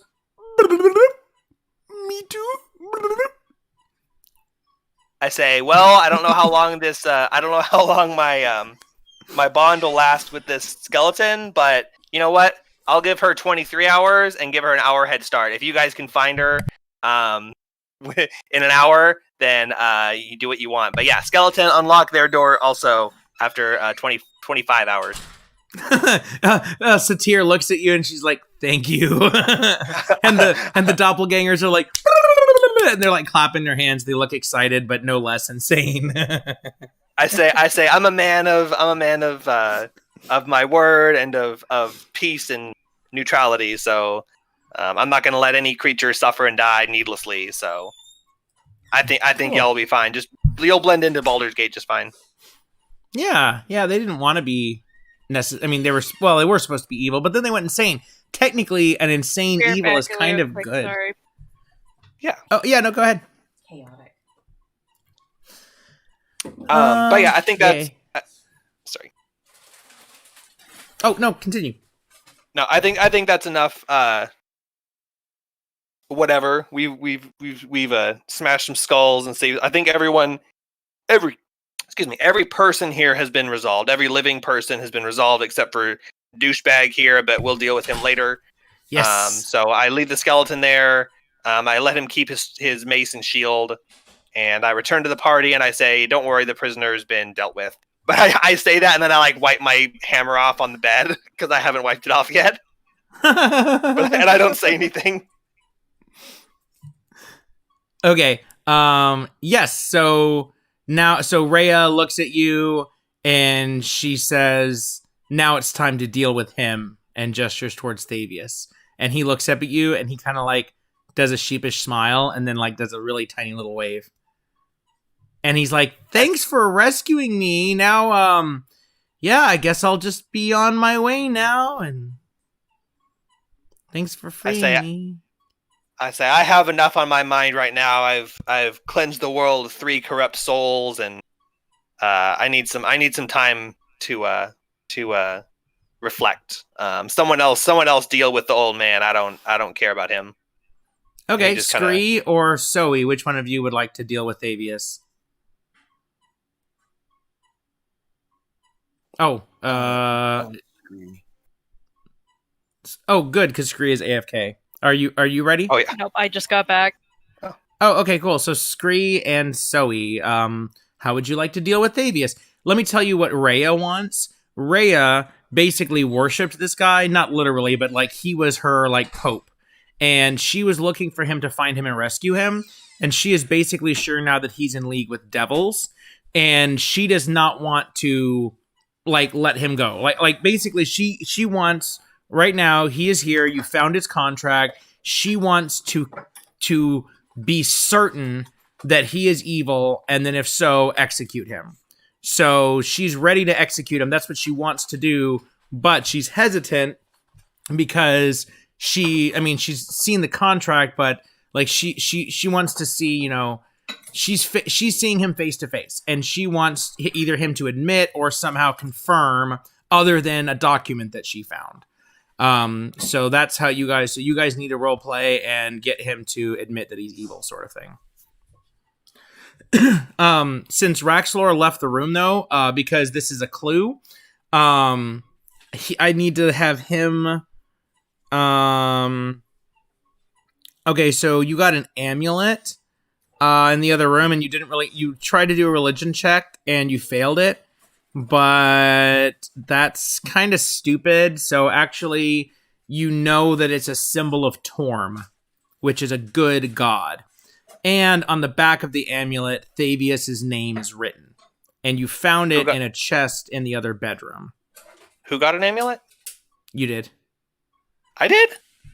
Yeah. You sure it was me? I don't remember opening any chests. You opened this footlocker here.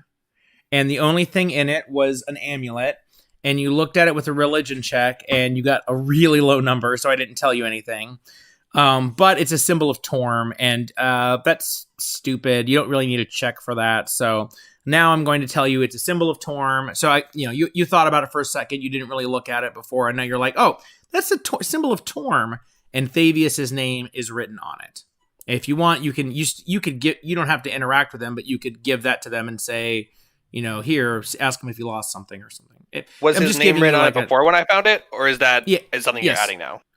No, let's say that it was. So it was in basically in his footlocker, buried under some crap, is an old amulet of Torm that he's wearing. Which chest was that? Over here in this one? Yes, yeah, footlocker by the bed. Okay, I think maybe Lily looked at that one. I feel like I would have wrote it down, but either way. Okay, well, I would have given that to Rhea if I had an amulet that had Thavius' name on it. I'd been like, here, you want this? It's got your boss's name on it. Okay. Scree or Zoe? Who would like to proceed? Zoe, you can go. Rhea, Zoe hands you the amulet. I mean, Zoe, Rhea hands you the amulet and says, I need him to admit it. I need to know for sure. I need to see proof. You know, in front of my face, I need to have proof that he is totally corrupt, one way or another. So you can role play, and talk to Thavius. This doesn't have to be like long, but you need to basically figure out a way to either get him to admit that he's in league with the devils, or to prove that he is no longer a priest of Torm. And those are some clues. I'm not feeling too well tonight, guys. Oh, I'm sorry. I've been running on autopilot for the last hour. I don't know why. I don't know if my dinner made me sick or what, but I have, in case you wondered why I stopped talking. Yeah, that's fine. I'm sorry you're not feeling well. No, it's not y'all's fault. I just feel bad. Yeah. Yeah, no problem. I understand. Scree, would you like to interact with them? If you want to just skip it, I can just have Rhea do a back and forth with him and just do like a cutscene. I can't.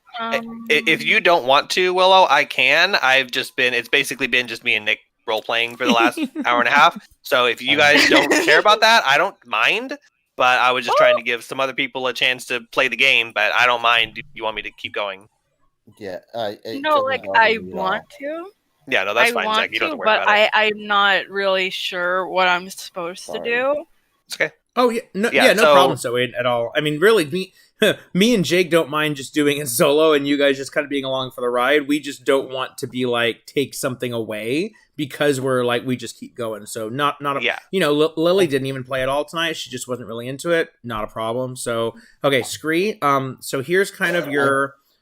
Oh, sorry. Go ahead. I was just going to say, because yes, I have been into it a lot lately, and I've been fairly active compared to normal, but tonight, I don't know, my dinner, so I apologize. I'm here listening because I want to, but I am not thinking very well right now. Yeah, that's awesome. Thanks for... Yeah, and thanks for playing. Okay, so, Scree, you need to get this guy to admit that he's lying. And one way you could do that could just be to threaten him. He seems pretty nervous, so he seems like someone that would be kind of open to threats. By the way, I'm kind of giving you extra hints, but this is kind of generally how you would deal with any NPC in this situation. So that's one thing you can do is just make an intimidation check and basically threaten him and say, tell us what's going on or whatever. Even though in real life it doesn't work that way, you can't just threaten someone to tell the truth, and if you threaten them good enough, it works. They just suddenly start spilling the truth. Okay, but also the amulet is your clue. So clerics get their powers from their gods. So if a cleric were to abandon his god, then he would also lose his cleric powers. Oh. Okay. So those are clues about possible ways that you could proceed. Rhea wants proof so that she can cut his head off. Okay, so first of all, I'd like to kind of join in and like go to the room because I moved my character there. And okay, first I'd just like to speak to Freya real quick, like ask her a few things. Sorry, ask what? Did you catch that? Sorry, what did you say? Things. Mm-hmm. I'd like to go up to Rhea and ask a few things. Okay. Okay. So I go. I'm not quite sure I understand what you're doing, Rhea. Who is this person, and why are they so meaningful towards you? She explains that Thavius is the high priest of the city of Elturel. The city of Elturel has an elite army of knights called the Hell Riders, and they have pledged their life to the city and to the good gods. And Thavius is the leader of them. The city of Elturel was recently... It disappeared. It was yanked down into the pits of hell, and there are thousands of refugees fleeing the city. Thavius, the high priest of the city, was mysteriously gone when the city was pulled into hell, so he escaped. He also helped the Duke convince Duke Ravenclaw, the good guy, to be in Elturel when it went down. Rhea thought that Thavius had just barely escaped and was a refugee like everyone else, But now she's found evidence that he is actually the one who caused the city to get pulled down into hell. So he has been the high priest of this city for like 50 years. He is this old guy that has been basically the leader of the city and the protector of the city. But it turns out that rather than the protector of the city, he may actually be the one who is responsible for the death of thousands, but not just death, literally being yanked into hell to live out eternity as a soul in hell. So he sold out his entire city. Twilight. Huh? Still a better love story than Twilight. Yes. So she wants to execute him for not only going against his god and his city, but literally dooming thousands of inhabitants of a large city into suffering in hell. Men, women, children, they are all down in hell right now being tortured by devils because of this guy, because he wanted power. And so she wants to hear that from his own lips or see incontrovertible proof that Torm has abandoned him. And if she does, then she's going to chop his head off and send his soul to hell where it belongs. Then she wants to go rescue Elturel, the city, but she does not want to leave this guy alive if she knows that he no longer is working for the forces of good. Okay. Then... Okay, I'd like to go speak to I forgot his name. I can't remember his name because it's hard to pronounce. His name is Thavius Krieg. Thavius Krieg. Oh, hey, Thavius Krieg. Yes. The voice. Hey guys, Sorry, what's sorry, going on? sorry, the voice. Funny. Okay, I'd like to go be like, well, prove if you want to prove yourself to not be this devil worshiper that we have clear evidence of, and I don't see why we just execute you sooner. Then go ahead, use your clericy powers to do a casty spell on me. Whoa! Don't actually cast a spell on me. I have an idea. How about I cast guidance on myself? Okay, and he touches his chest and he goes, yes, I'm very guided right now. Yes, I feel inspired. Yes, it worked. Okay, definitely have guidance. No, I have go ahead. Give me an ability check. Oh. Okay. Okay. Here you go. How about this? If I can cut off my own thumb and heal it back with my magic cleric powers. And then he does that thing that he does that thing that uncles do where they like take their thumb, it's like they fold their thumb behind their hand and then move their hands back and forth and make it look like their thumb is coming off. And he's like, look, see my thumb, I'm detaching and attaching it with my cleric powers of Torm. Literally not how it works. That's literally not how it works. The amulet of Torm that you're holding feels cold and stone, and there's no energy going through it at all. You see this little amulet I have here? It's an amulet of Torm. It's freezing to the touch, my friend. My not friend at all. You're a faker. You're a faker and a liar. He breaks down in tears and falls to his knees. Oh, I'm sorry, Dad. Please don't kill me. They forced me. The devils. They forced me to do it. Thalamra, she made me do it. They threatened me. They threatened my family. My wife. Oh wait, high priests don't have wives. My kids. They threatened. It wasn't my fault. I did everything. I didn't do anything. He's just blubbering excuses. Bad excuses, and he's like, just please don't kill me, please. I'll be good, I promise. I'll worship Torm again. Here, give me the amulet. And he snatches the amulet from you, and he's kissing it, and he's and if you don't let him have it, he's trying to kiss it in your hand. He's like, I'm sorry, no, please. And he's sniveling.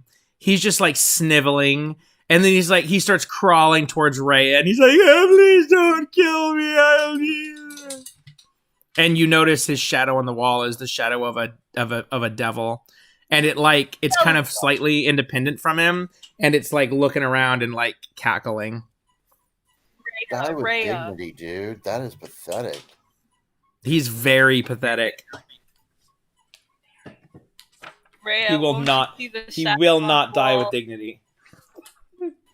That shadow. Tell me that doesn't look like some devil. She steps. He's like on his knees and he's looking up at her, and she places the point of her sword on the middle of his throat, and she looks at you, and there's like one tear like that rolls down her cheek, and she like sniffs it back and like keeps a stern Rexlor face. bursts through the door and says, "Wait! Do I hear the?" He thought I was done. He says, "Do I hear the sniveling cries of a repentant man?" And I He look says, down at Yes, me. I'm very repentant. I repent all of the evil. I say, "I have no problem with killing a guilty party or someone who consorts with devils, but if a man of the cloth truly and honestly repents, I don't think it's in our hands to bear judgment upon him with our own hands. I say, I think it's up to the gods to He's decide. lying. Kill him. Kill him now. He's lying. I say, Rex see this Lord, he'll shield hear that. here? I say, this shield is possessed by a great celestial being of immense power, and it tells me to kill you. So that's telling me that it's the will of the gods that you should die. But He looks at it. I don't know what that shield is. I've never seen that before. I don't know what any of you are talking You were about. literally inspecting it. You were. I was just looking at it. inspecting when we got I in don't here. know what it is. No, you literally were called here to inspect that shield. How Kill dumb him. do you think we are? His I say, lies I'll are give- poison. I say, I'll give you one chance to redeem yourself. I'm going to cast an augury ritual, but I've already cast it once today. Did I cast it a second time? I think I did. No. And didn't you give me like a 50-50? I never cast it a second time. I don't believe say- so. And I say, I'm going to cast my augury spell, but it's not 100% successful. So based on the result of this augury spell is your fate, and that will be the gods deciding what should happen to you. So it is after a 10-minute ritual. I lay out the bone. No, I cut open Thalamra's guts and use her guts to do like one of those like voodoo divining things. Like I look at her organs and stuff, and I use that as my augury tools. And it is the I bet it's called action. visceromancy.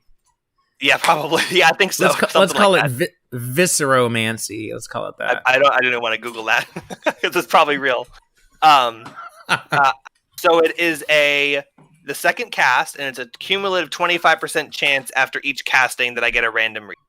So, weal or woe after a 25% chance to give me the opposite answer. Oh, no, sorry. I'm pretty sure we did this before. Or did we just discuss it and then never actually did it? It's up to you. I don't care. We discussed it, and my recollection is you decided not to do it a second time because you were worried about getting bad information and getting on the wrong track. Okay, so I cast Augury. I say, well, there's a 25% chance that plus whatever random that you, I get a wrong reading, and there's a 25% chance that I get the correct reading and you go free anyway. So I sit there and I divine through the guts of these people while the shield is screaming in my ears. And what's the result of my augury? Is it if I let him free? No. If I kill him, let's say if I kill him, is that weal or woe? Okay, so here's how I'm going to do it to be super fair. I'm going to oh crap. Okay, actually what I'm going to do is I'm going to put the dice roller up on the thing so that I don't have to tell you, but then other people can see it later. Dice roller? No, I have to add a new one. Okay, so the way that I'm going to do it is first I'm going to roll for random results. That way it's not like obvious if if it failed. Oh yeah. Because So first I'm going to hold on. 5th edition compendium. Okay, done. Okay, so first I'm going to roll the results. After all this, you can. I mean, I will, but I mean, okay. So I'm gonna roll for the random results, and it's either going to be wheel, woe, or both. Oh wait, no, and nothing. Okay, so there's one of 4 options. So first I'm going to roll that, and I'm just going to do just 1, 2, 3, 4. So I'm going to roll a number. And okay, so now I got that one. Okay, great. Now I'm going to roll to see if you get a random reading, and then I'm going to tell you what the result is. So this is a 25 chance that it's random. So I'm going to roll a d4. If it's a 1, you get a random reading. If it's a 2, 3, or 4, I will give you the real answer. And if it's a 1, I will do the random answer that I got. Roll. Result. Killing him equals wheel. all right. I say, Rhea, the gods have spoken. I whisper in her ear and I say, Thavius, you are free to go. Turn around and we'll cut your bind. And I lean him against the wall and I whisper to Rhea, make it quick. Okay, so is he facing away from her? Yeah, I tell him he's leaning up against this wall on his knees with his hands bound behind him, and he thinks that she's gonna cut his ropes. He's holding him out so she can cut him, but she's gonna hack his head off. Well, she has a short sword, so she wants to really make sure of this. So she is going to attempt to stab him straight in the heart from behind. That works. And I'm gonna give her. He'll know it either way. He's not gonna be that surprised. I'm gonna give her advantage on it, but basically And it's a she critical has. hit because he's helpless. Yeah. If So it I'm hits. just gonna call it. I'm just gonna call it death because he's actually got 40 HP, and I'm not gonna dick with that. But Okay. if she hits him, it's a critical, and he's dead. And she hit his heart. Okay. So and his armor class is 10. So let's get And on with this. I'm standing next to him as one of those, like, the harakiri where, like, they stab themselves in the guts and then their head gets cut off. I'm there to mercy kill him Awesome. when she inevitably she fails. She plunges the sword through his heart, and her blade comes out the other side, and his eyes grow wide in shock, and blood drips out of his mouth, and he says, oh, what was it? Isn't it something about, like, catch my soul or something like that? Isn't there some, like, biblical thing about, like, God catch my soul or something? Anyway, he says I'm that sure. he calls out to Zariel and says that he's like, Zariel, accept my soul or something like that. And then you see this like horned shadow of Thavius kind of like vibrate out of his body and then get sucked down through the ground, and you hear his scream kind of like echoing away as he disappears. And then you will have a chance to see him again. Because when you die in the service of a devil, you go to Avernus. So Yep. yeah, so there he goes. That's why I didn't want to necessarily, just kill him outright without any investigation. Just like, oh, you're evil, yep, you're dead. But I consulted the gods, and they told. Also, by the way, regardless of the result, I was going to kill him. I just would have changed how I did it. So, it matters for roleplay, especially if he comes back later. I would have been like the gods say whoa, but I know that you're an evil man, and if you repent, then you'll go to the place that you deserve anyway. So I'm going to kill you anyway. But well, he had a good end. Technically, you don't know if that was random, but since he's dead now, there's no more decisions to make. You got the real answer. So the fake answer would have been both. Huh? I mean, It's greater than 75. It's like an 85% chance. Yeah, but you don't know. But yeah, the random answer I got was both. So I have no idea how you would have interpreted that. I mean, really, any answer. This is like, it's an obvious question. I just wanted him to know that I was doing everything in my power to give him a fighting chance, rather than just like the other people I judged guilty. He saw me judge them guilty. He had years and years of service and he didn't deserve to just die because of a few bad choices he's made later in life, even if those were horrible, horrible choices. He at least he decided to have a chance.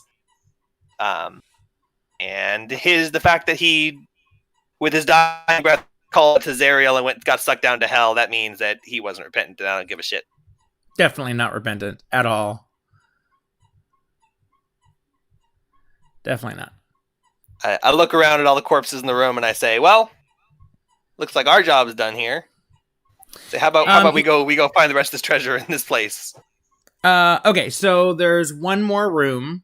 And then you guys can go up the escape hatch, probably. Do you want to check out the last room? I do. I wipe my... well, actually, I didn't have to... I didn't kill him, so... Oh, yeah. I stow my weapon and I walk down to this last room. Okay, Say, if so anyone wants to come with me, I'm going to go check out that sewer room. I'm going to reveal the room now, but I'm just going to tell you it's... oh, crap. Where's my... Oh, there you go, Fog of War. It's pretty boring, so I'll just do like a quick description. It's role play that would have been maybe nicer earlier on, but I think we're ready to go. So there's two people in this room. There's an old man who has been tortured and he's dying, and then there's a woman, a tiefling. And so this is like a torture room. In the middle of the room, there's a chair with a bucket with salt in it. So way long ago, you killed Flennis, who was outside this room, and she had skeleton rats and stuff.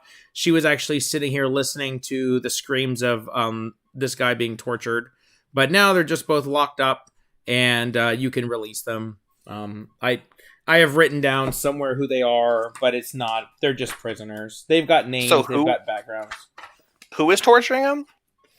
Some devil in here. No, the torture was over. The devil left. Yeah. So that was already over. The torture session was over when you got here, but that's what she had been doing. Okay. What's her name? Because you killed those guys. It doesn't even matter. I've got them written down in some. It just doesn't matter. I sigh and I walk up to the first one and I say, "I'm tired," and I raise my warhammer and I bring it down. Oh my god, fine, I will go pull him up. Jeez. I end your suffering here. Where's the torture chamber? Okay. The male human is actually dead. His name is, it doesn't matter because he's dead, but his name is FNX Zalbor, and he was the caravan coordinator for the Jasso family, and you found Clem Jasso earlier and you rescued him. This guy is dead now, so you don't care. The woman is a female tiefling commoner named Vendetta Cress, and she's not dead. She's actually unconscious. So you can just send her up. You can stabilize her, and you can send her with Zara, and then Zara can rescue all the prisoners. If you want. I mean, you can kill her if you want to, but she's actually good, I think. Where's her freaking... I mean, we'll take her. 24? Okay. We'll send her with Zara, like you said. Oh yeah. She's unconscious but stable, neutral commoner who speaks Common and Infernal. She distributes wine and spirits for the Oathun patriarch family of Baldur's Gate, and was attacked in the lower city, knocked unconscious, and brought here to be tortured. Under interrogation, she gave her captors information regarding the Othuns and their security arrangements. She also witnessed the interrogation and death of Ephanax, who was questioned at length about the Jasso family. If set free, she stays with you guys until she gets a chance to escape. Other than that, she shares the following piece of information with you. During her incarceration, she heard a scraping and a splashing, and basically, she was just supposed to give you clues on the next part of the dungeon, but I'm not doing that dungeon. If she survives, she spreads tales of her escape through her web of contacts in Baldur's Gate, which includes just about every tavern proprietor. So she's good. I mean, she's neutral. That's her story. she gives you that information, and she's going to tell everyone in town how you saved her and you're great, and she's going to tell her story.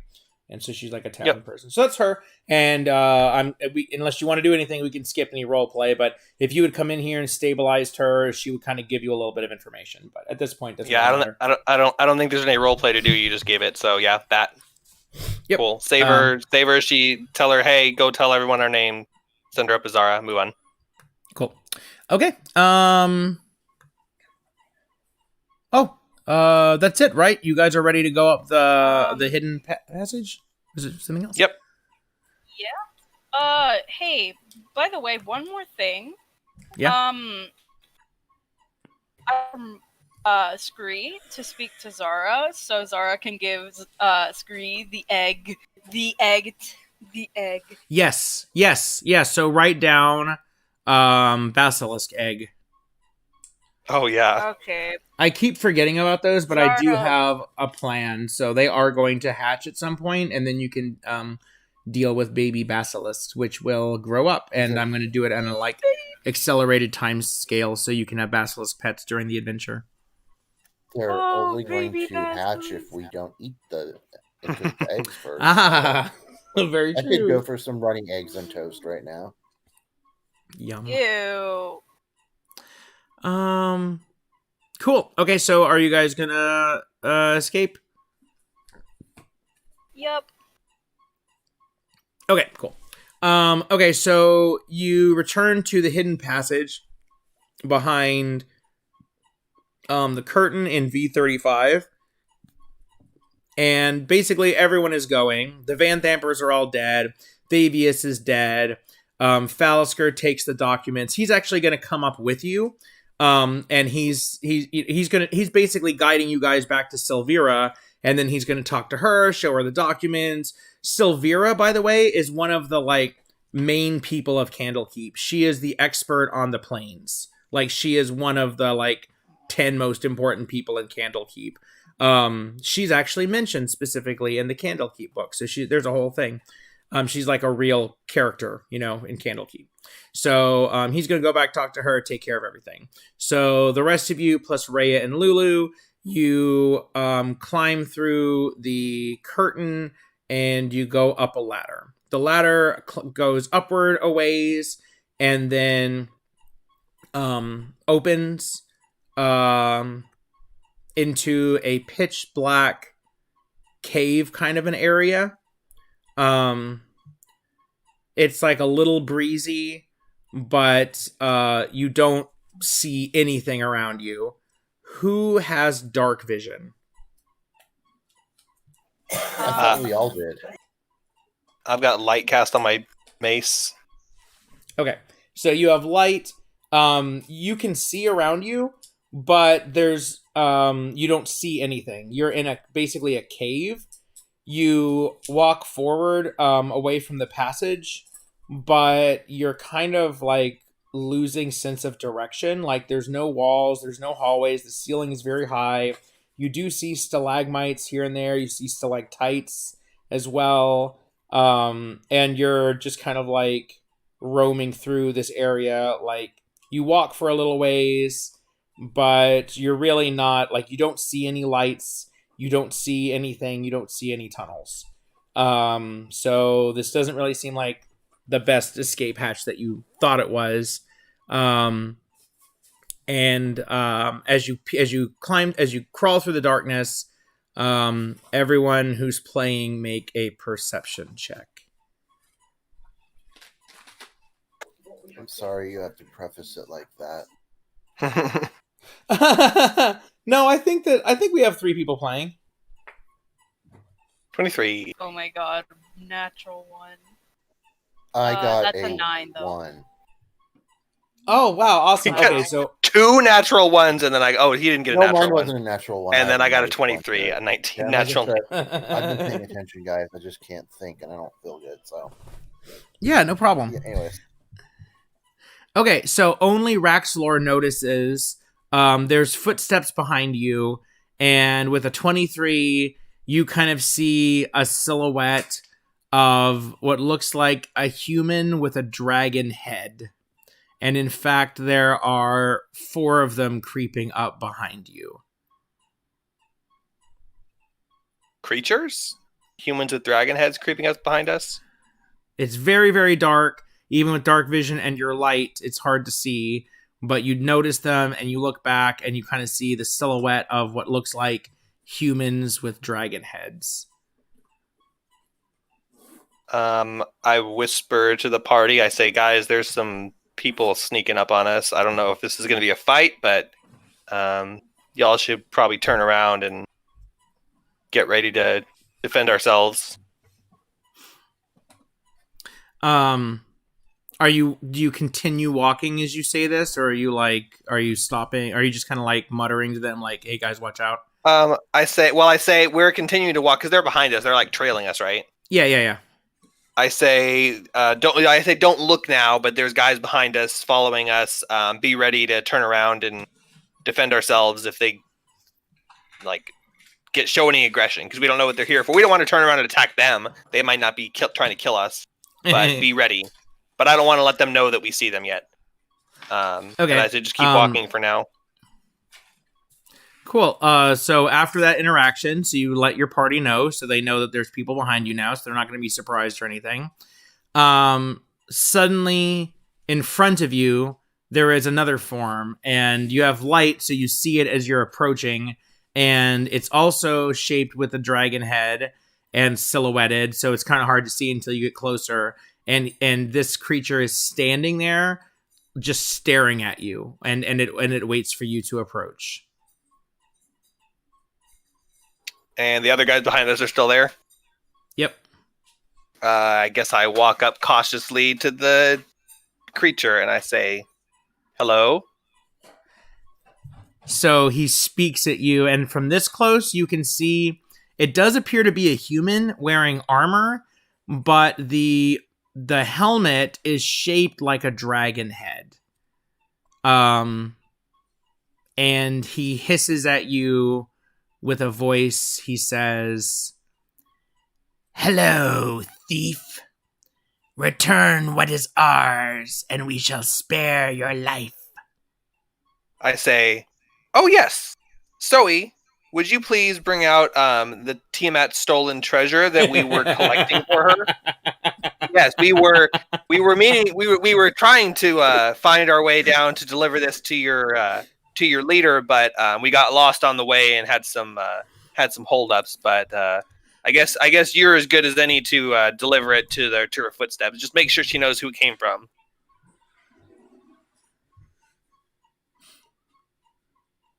That's you, Zach, if you're there. I'm here. Okay. We're getting pincered by Tiamat's minions, and they're telling us to give back what's theirs. And I said, oh yeah, go ahead and give them back the treasure that we were deliberately bringing to them. Oh, I've got it. Yeah, it's in your bag of holding. I say we made sure to keep it safe for you. Wait, silver dragon? Sorry, what's that? Was it that cube that I have? The lamentation? No, the 15 chests or whatever. Oh yeah. Yeah, they're in your bag of holding. And Okay, I think some other pieces got spread out slightly. Like Lily snagged the helmet because it was a really cool looking. It was like a mask or something. But let's just say that you collect it all and you give it to him, and then if we find it on a character sheet later, I'll just erase it. I'm not trying to cheat Tiamat or Miriam or whoever this is. Okay, so every single thing that was in those chests, and if anything was missing, then I offer to pay it back in gold. Yep. So you get all the treasure out, and you're like, yeah, sure. So as you're doing that, like you notice that behind, and the other cultists have all approached. So you're now surrounded by dragon cultists who are not actively attacking you, but they are watching as you produce their treasure. Behind the leader, you see a ghostly form of a silver dragon kind of like approach behind him, kind of like... Oh, that's Miriam. Him. Yes. Okay. Miriam is the sentinel worm, and there's some long story about her, but basically She's a silver dragon whose ghost is bound to the catacombs underneath Candlekeep, and she wanders around. And we know that. and it's just make a history check. You got a natural 20. Wow. So she passed her endless days patrolling the tunnels and passages under Candlekeep, searching for possible intruders. Is she good or evil? She's good. She protects She actually protects Candlekeep. She's Okay, not directly so these people associated. These people with us are not Tiamats. Okay, so hey, do you wanna role play with the leader a little bit? So they're not going to Yeah, attack that'd be you. nice. They take their treasure, and you can go ahead and talk to him, ask him questions. You can ask about Miriam, whatever you want. So I say, I see that the great dragon spirit behind you, who I know, I've heard all the stories about them patrolling down here. So she's not evil. I got a natural 20 history check. Is it good or evil? Miriam, what is Miriam? Miriam is good. She's a silver dragons are actually good.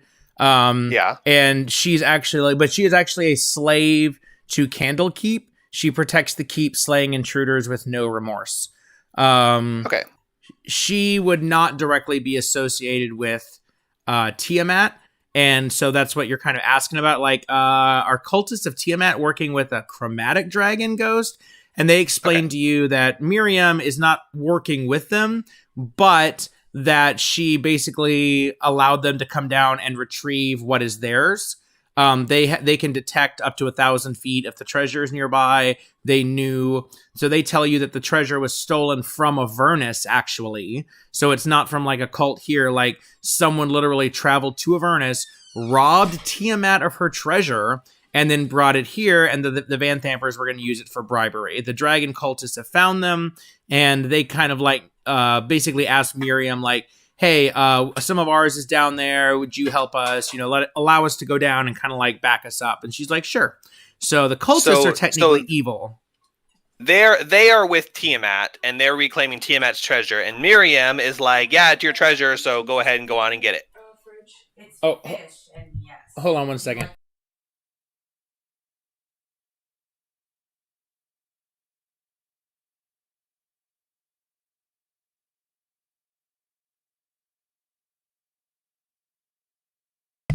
Okay, sorry.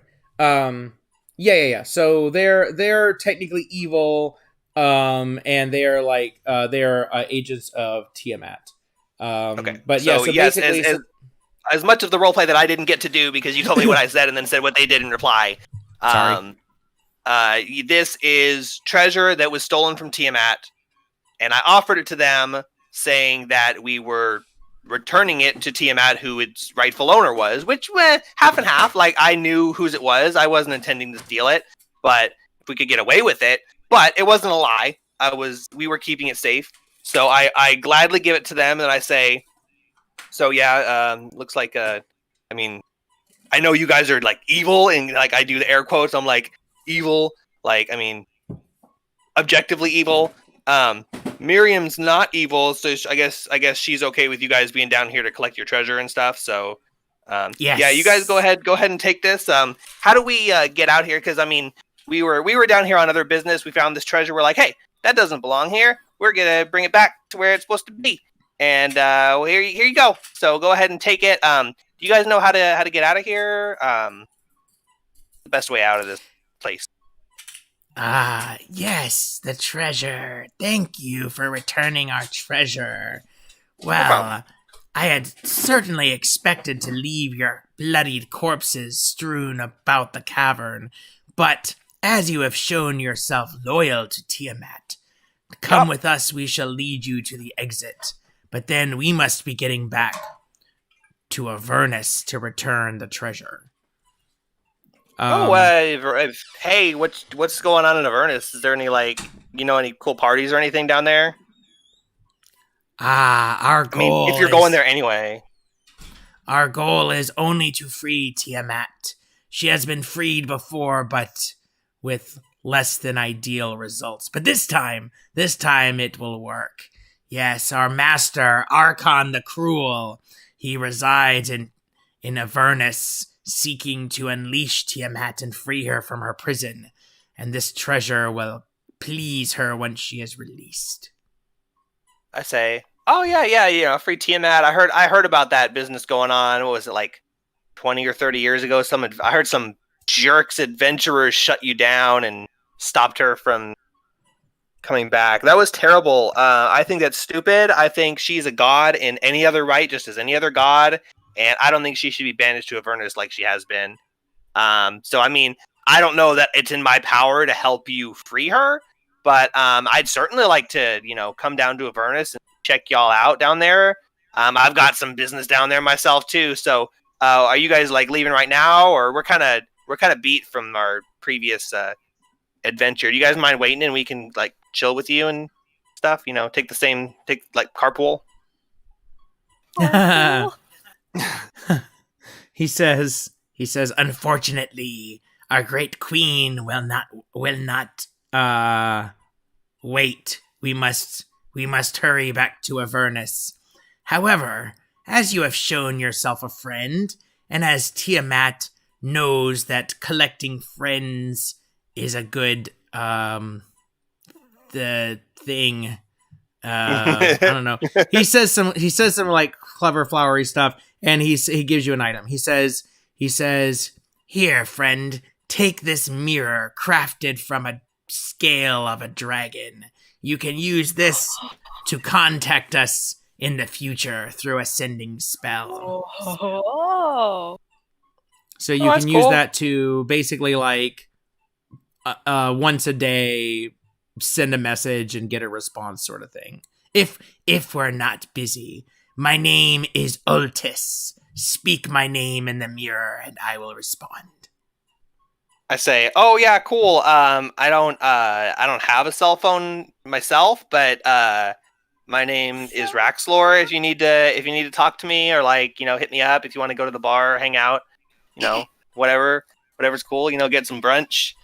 I'm down. But yeah, I mean, I'll hit you up sometime, see what's going on. When we'll be down there. We can go hang out and stuff while we're in Avernus. Show us the site. You probably know it a lot better than we do. If you meet other followers of Tiamat in Avernus, show them this mirror and it might save your life. Oh yeah, for sure. I mean, hopefully they're as nice as you are. You guys are awesome, but I'll keep that in mind that we got buddies.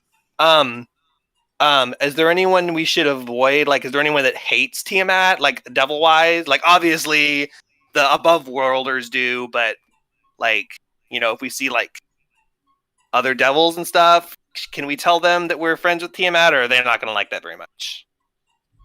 Tiamat has no friends. She was once the ruler of Avernus, but long ago was cast into her prison. But now she seeks to rule the material plane.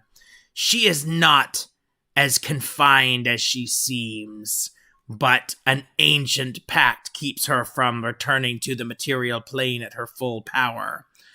Our Master Archon has obtained powerful artifacts and believes that he can unleash her. As far as enemies go, she has no friends, but probably no one would put a target on your back for declaring her name. At least, not in Avernus. One day, she will rule again. All right, yeah, sounds good. So, I mean, we might do some name dropping. So, if you guys like get some calls or something like that, like asking to verify us, just put in a good word. Other than that, I mean, you guys have a safe trip, and I guess we'll meet you down there. Hopefully, that works out for us. But yeah, yes. Thanks for the tips. See you soon. Yeah, hopefully. I mean, hit me up. He does notice. He looks over at Zoe, and he notices that she has symbols of Titania of the Summer Court. And he looks at Zoe and he says, I can see you are a friend of Titania. Yes, surely you know Titania was a great ally of Tiamat in the times long before. Perhaps we can have business in the future. I would look forward to that. Thank you, friends. This way to the exit. And they lead you toward another ladder that is leading up. And then they say, but we will go out a different way. Goodbye, friends. And they recede into the shadow. And Like Miriam Homer is gone. Going to the bushes. And there's a yeah, Homer in the bushes. And now you have a ladder, and it leads up. I go up the ladder. Oh. Okay. So you climb the ladder. And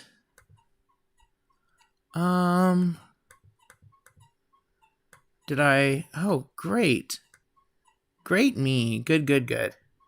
Okay. Plus. Yes. Okay. Hopefully I did a good job on this. Please navigate table plop to a different scene.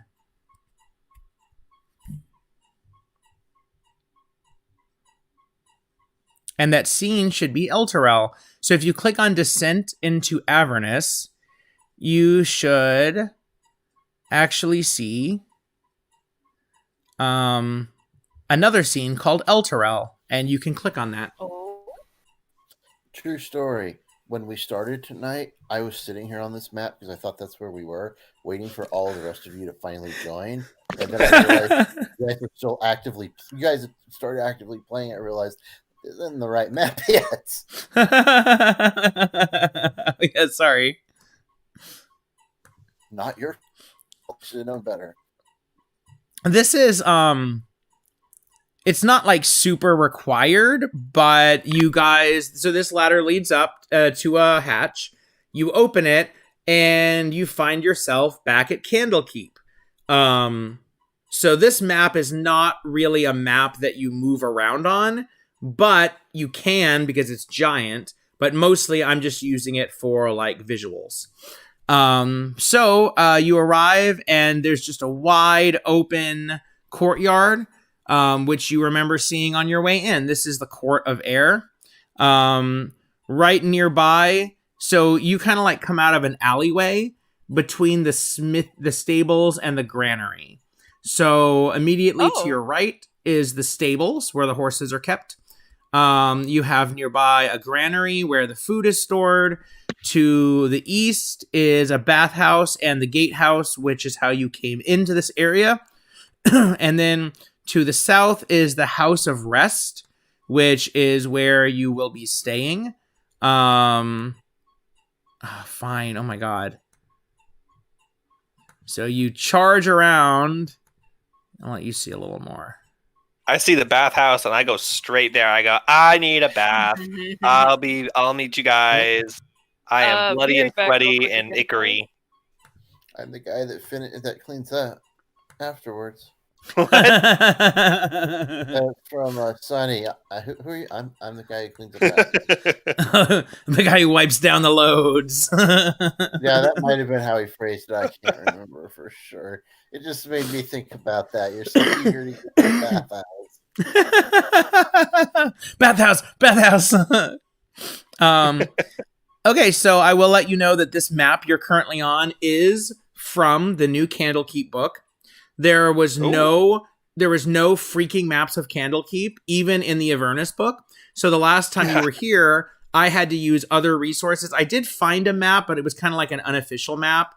And that's what I was going by. But this is an actual map. The bad part is that this map is actually larger. So if you look to the west, you see the Emerald Door. That leads into the library proper, which is where you were before. That is a restricted area that you can only get into with special invitation, which you do have because of Fallister. However, this is a giant poster-sized pull-out map that has not only the Court of Air, but the inside as well. However, this particular image that I downloaded is only this part of the map. But that's okay because that's where you guys are right now. So I don't have a whole lot more of Candlekeep than this. I downloaded like some images, but I'm not going to mess with that because I can't show you easily. Yeah, so I don't know. Anyway, so here you are in the Court of Air. Here's the places that you can see. It is nighttime. Like, it's recently become night. It is evening. It is totally time for a long rest. Fallister tells you that he thinks that, the Emerald Door is going to, be locked at this point, that rather than try to go in there, let's just go ahead. He said, I can get us a room at the House of Rest. Let's go stay there and do our long rest and get ready for, he's like, because tomorrow we're you guys, not me. Tomorrow you guys are going to be going into hell, so let's all get a good night's sleep. But you can go, that's what he's telling you. You can certainly interact with any of these things. The bathhouse is open. They're open late, so you can go there and have a bath if you want. Air quotes. I mean, there's a variety of services. How much would you like to spend at the bathhouse? Is it the one copper, one silver, or one platinum? Oh, so you go in. So you're in the bathhouse. I'm an NFL star, and I go to bathhouses all around Faerun.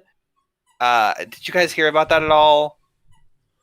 No, I was gonna go with. Okay. Well, I was. Wait, are you talking about? No, you said football player. I was thinking about the guy in Atlanta who went and shot up the massage parlors. No, Yeah, that's what I was thinking you might have been referencing. I was like, no, ooh.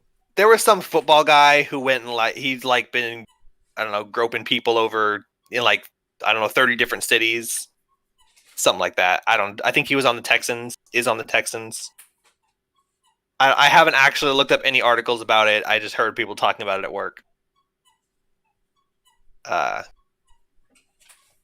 Anyway, I'm not doing that. I'm going to take a bath and wipe off the disappointment and blood and murder off and devil ichor.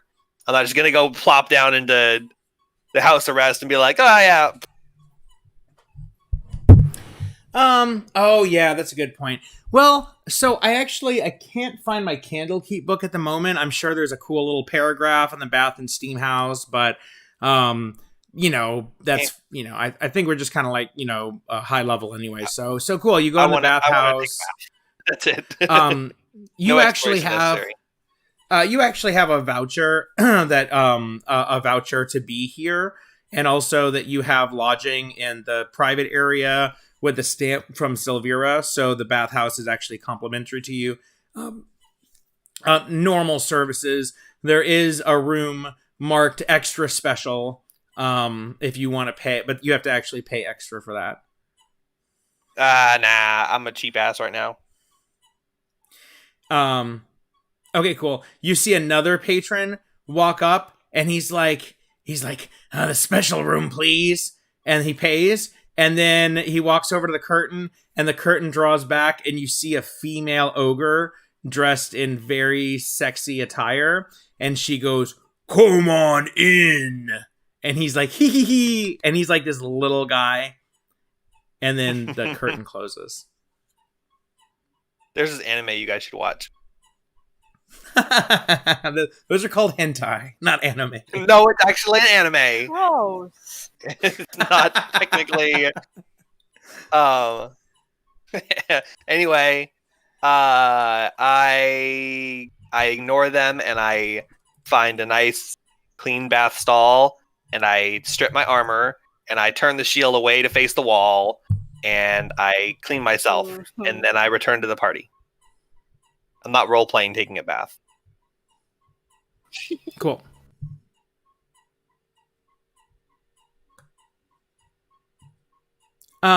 Cool.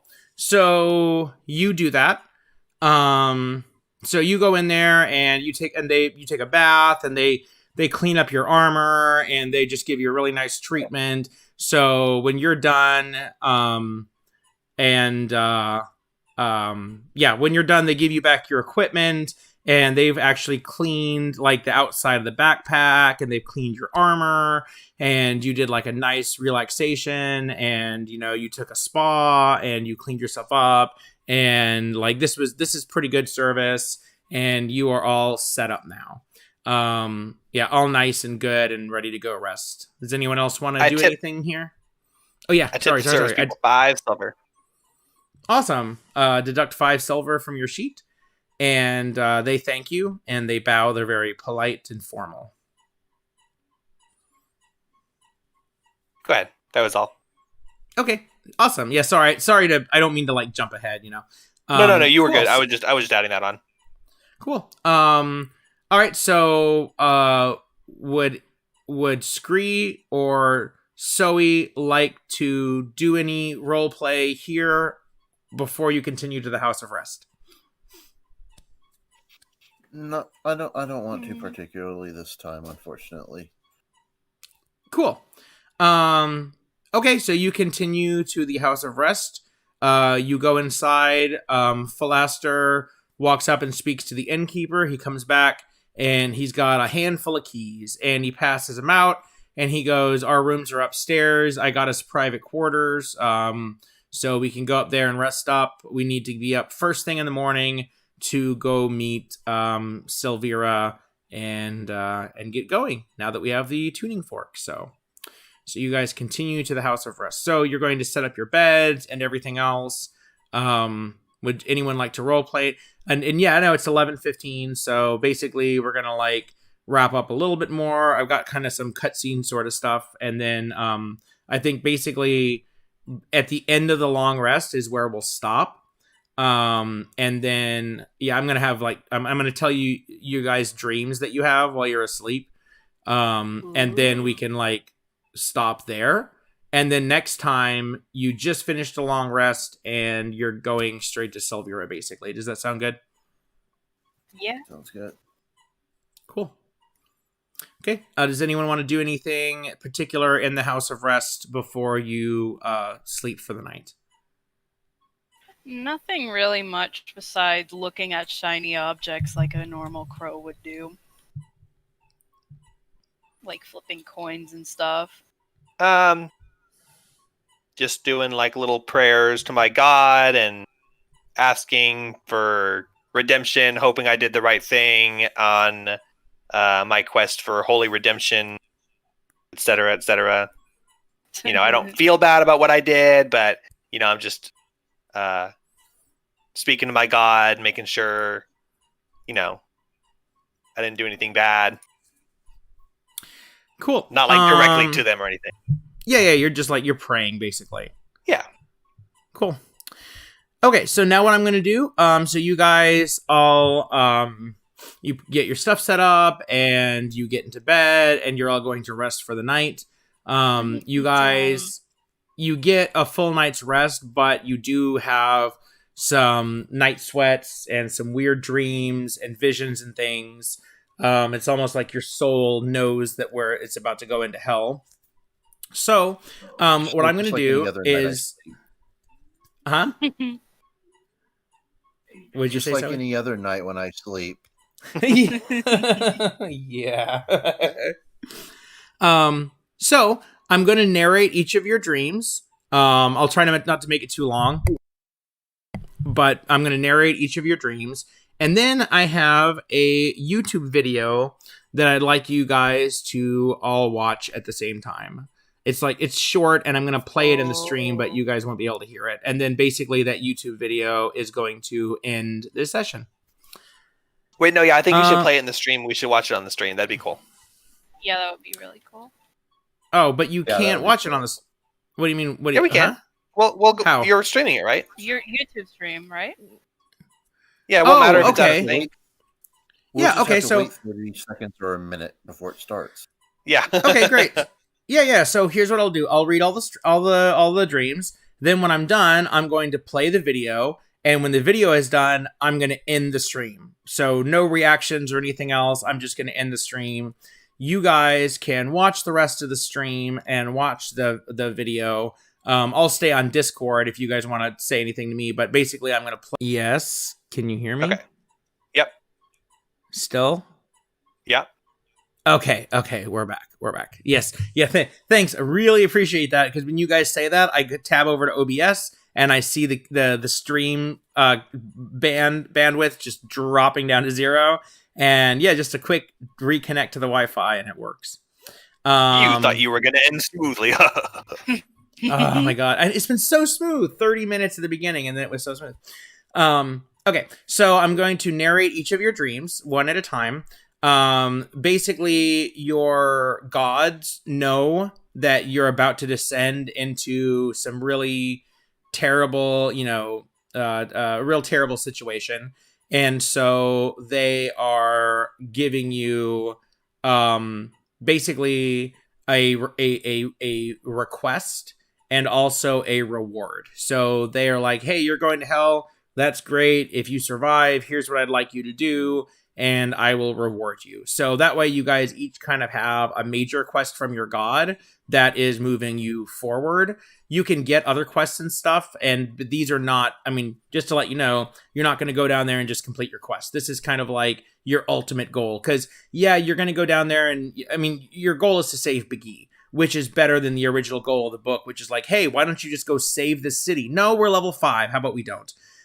So you're going to save Biggie, and you know that you have a chance to do that successfully. However, I wanted to give you guys kind of like personal reasons to do other things as well. So here come the dreams. I'm going to start with Damien since she's not here. In Damien's dream, her god Helm appears to her. Helm is a good celestial god. He is a defender and protector of the weak. He is often invoked by like good armies and cities who want to be defended. He is a friend of children. He is known as being a friend and protector of children out of all the gods. And he was, so Lulu is a celestial from the heavens, and he personally knew her when she used to live in the heavens, and he asked Damien to protect and watch over Lulu and make sure she's okay. And also, what Lulu wants more than anything else is what is probably impossible. Lulu wants Zariel to be redeemed because Zariel used to be an angel, and Lulu thinks there's good in her heart and wants to restore her to being an angel. Helm asks you to do that. Or asks Damien to do that, and he says that he knows that that's basically an impossible task, redeeming a devil, but if she's going to go down there, that he would reward her greatly if she can do that. His reward is her brother died when she was young due to some tragedy, and Damien was unable to save him, and Helm says that although it goes against many laws of the universe, that he will call in a favor and have her brother fully and truly resurrected if she is able to redeem the angel Zariel and thus make Lulu very happy. So that is hers. Scree has another sort of short one. But so Scree, you dream, and in your dream, Quarlin, who was the first Kinku, and in fact, god of the Kinkus, appears to you. And he seems very like nervous and distracted. It's almost like he was like forced to appear to you in a dream, almost like he doesn't really care or doesn't want anything to do with this. He's like, yes, I need you to do something for me, a task. And you hear, and it's almost like he's listening to like other gods, like they're telling him, come on, just say this. And he's like, because Quarlin does not want to be a god. He does not want any responsibility. But he's good, and the other good gods are just like, come on, just tell her.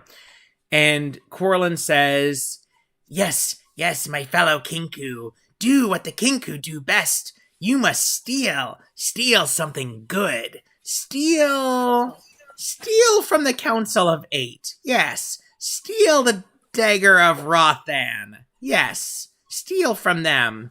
Prove you are Kinku. If you do, yes, I shall reward you. I will give you the power of flight. I will give you true wings. With the power of the gods, I shall bestow it on you if you can steal the greatest relic in all of the 9 hells. or something equivalent. You could steal something else, like the sword of Zariel. Basically, you need to steal some really badass thing from the devils themselves, from the archdevils. Yes, that's what I would have you do, and I shall give you flight. And then he like leans over like he's hearing some whispers, and he goes, "Oh, yeah, and save the city of Elturel, I guess, if you can. I don't know. The other gods are asking me for that, but I just want you to steal. Yes, I'll give you wings and a flying speed of 60 feet." Oh my god. How about the shard of Yes. pure evil? Shard of pure evil? Oh, sorry. The ruby rod. Oh. The Dagger of Rothan is about as difficult. It's definitely not in Jesus. Avernus. I'm probably going to make it in Avernus, but there's some really cool lore. Okay, so like hell is apparently ruled by like these 9 lords, not the lords of each hell, but almost like a council that like governs the whole thing with Asmodeus. And it's 9 devils I've never heard of, and one of the devils was killed forever, so it's actually the Council of 8 instead of 9. And it was some paladin that used this named Rothan, and he used this dagger to kill him. And they, killed him, and they have his dagger, which they keep locked up as like this powerful, important relic to them. So you could either steal that, or you could steal the Sword of Zariel, or some other like artifact of some devil, some major thing. Yes. Oh, and also save Elturel, I guess. Yes. Okay. Yes. Okay. Should we do so? Raxlor and Zoe have pretty sweet ones. Which one do you want me to do first? Do Zoe first while he's still conscious. Okay. Cool. I've been woken up like 4 times in the last 10 minutes. Okay. Cool. Let me give you the quick rundown. Okay. In your dream, you're wandering through a forest. You actually in your dream, you're running from your parents, and they're just praising you no matter what you do. And they're like, "Yes, go, our daughter. You can do this. Yes, we believe in you. We believe in you." And you're just running away. And then suddenly in front of you is Titania, queen of the summer court. And she tells you, what does she want you to do? She asks you, she says that she wants to ask you a favor. She says that an old friend of hers, the queen of dragons named Tiamat, is currently imprisoned in Avernus, and she wants to fulfill an old debt, and she asks you to free Tiamat. And she also tells you that not to ask why, like she doesn't want to give any of her reasons. She's a fairy, so she's very mysterious, but she wants you to like just set Tiamat free. And your parents in the dream, who have been praising you. What's that? Sorry, I said it's not my place to question her anyways. Yeah. And your parents had been like, "Yes, we believe in you. We'll support you no matter what." When Titania tells you this, they get like this horrified look on their faces, and they go, No, you can't. Don't free Tiamat. No, that would lead to the destruction of the material plane. Please, we will support you in any other thing you do. You just, whatever you do not free Tiamat. And Titania says, "If you free Tiamat, I will turn you into a true fairy." And your parents are like, no, please, that is the only thing that we could never forgive. That is the only thing you could do that would disappoint us, is freeing the evil, chaotic queen of dragons. Please do anything. Do not do that. That's awesome. Except they should have known that by begging me for that, this is just going to push me even more. No. Okay, but also what happened is that book, The Scrivener's Tale, Titania is like, "Oh, that book that you found, don't read it. Do not read it. You must destroy it. Bring it to Avernus. Bring it to the darkest corner you can find. Bring it to the forge of Bel himself. Bring it to the hottest fires and destroy that book. Whatever you do, don't read it. I don't forbid you from reading it. I'm warning you against reading it.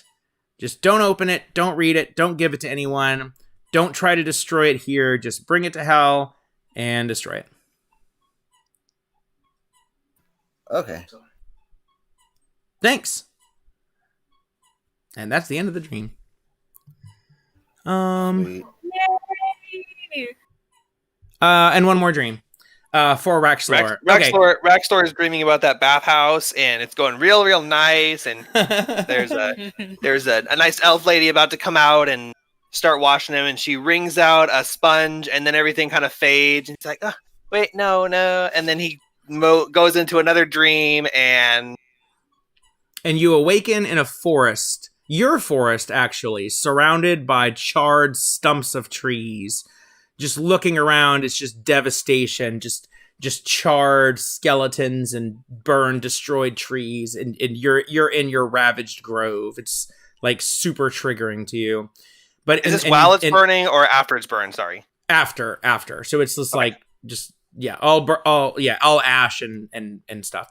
Well, in the distance, you see a unicorn, which you know is a symbol of your goddess Maliki.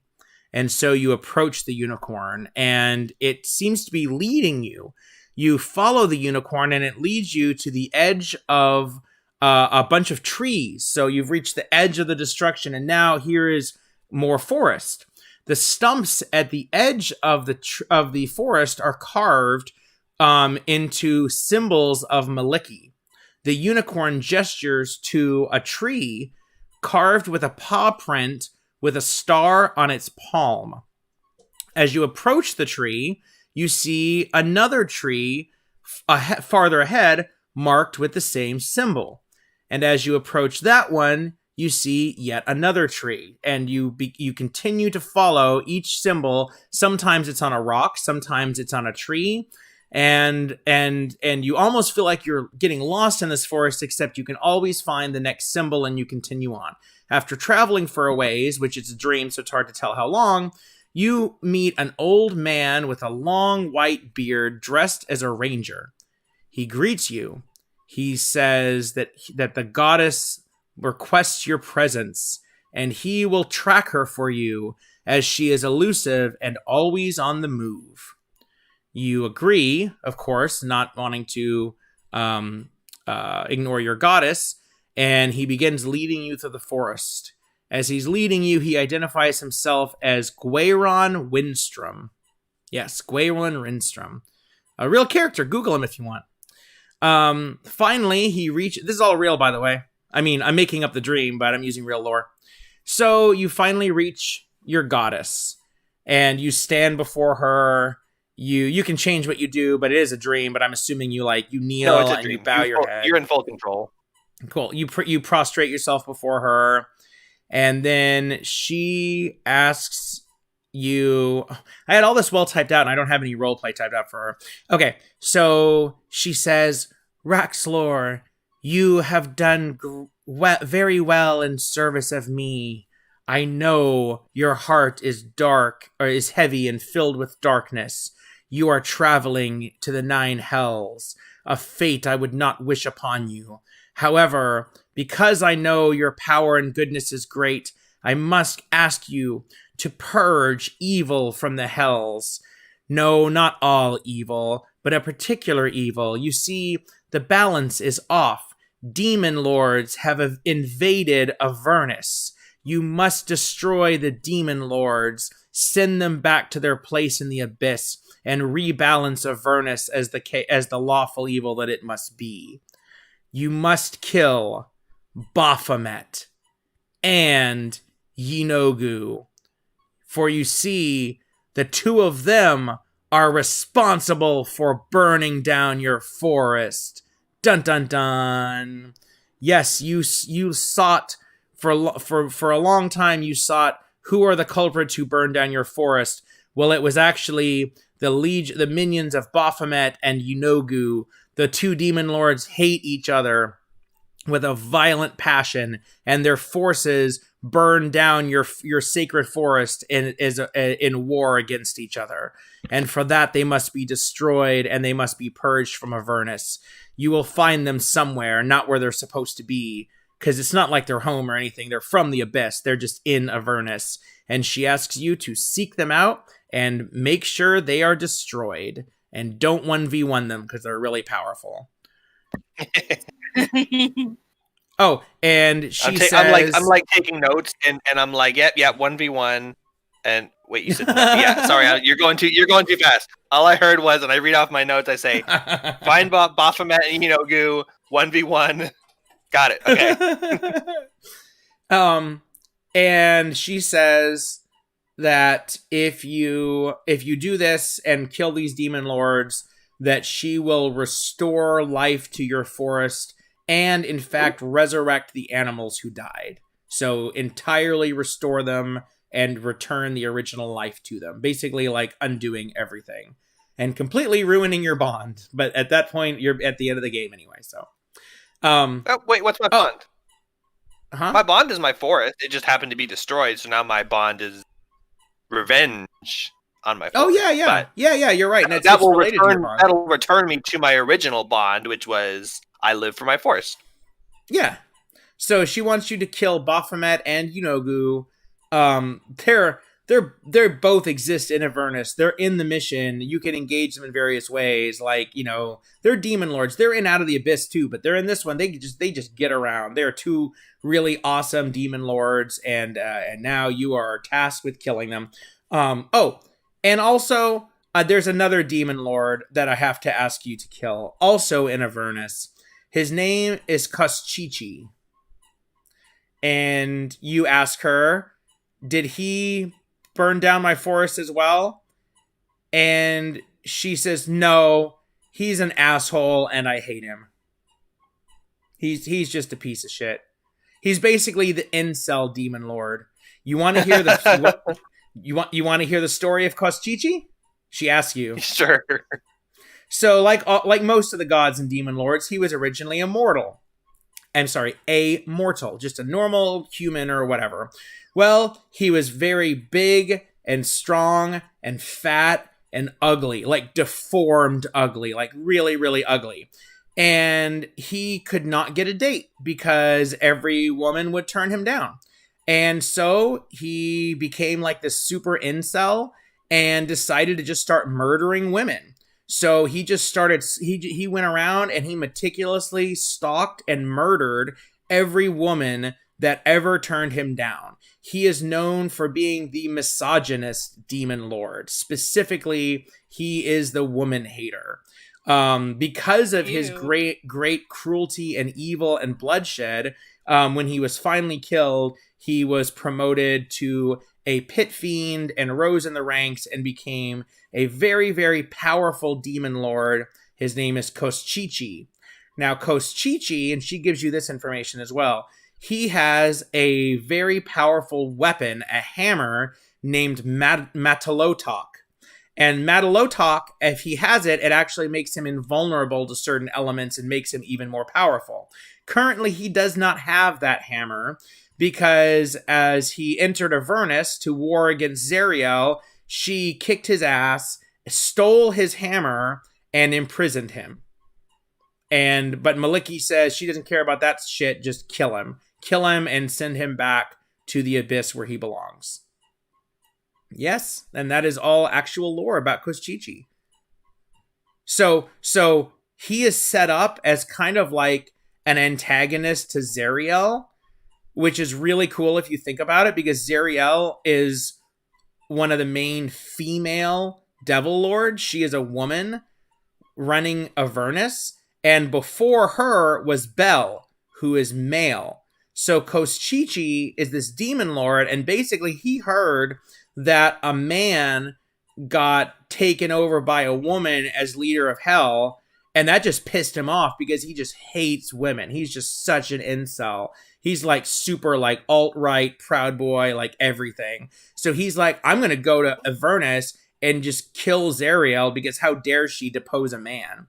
But Zariel is way stronger than him, kicked his ass, And Zariel, recently having lost her sword, took Matalotok, and now she is wielding Matalotok. And Koschiki is imprisoned. She decided not to kill Koschiki because then he would just regenerate. So instead, she's keeping him she's got him chained up in Avernus, so he can't escape and he can't do anything. So he's basically like banned off of Facebook. So he's waiting for Parlor to come back on Amazon app or something like that. But yeah, she has Matalotok, and you'll find out more about the sword and stuff like soon. But that's all real lore, and I actually took the facts of the mission and then looked up the lore myself and used it to build out more of like what's going on. So 3 demon lords: Baphomet, Yeenoghu, and Koschiki. But mainly Baphomet and Yeenoghu are the revenge. She's just telling you kill Koschiki while you're there because fuck that guy. Yeah, sounds easy enough. Kill 3 demon lords, get a forest back. That's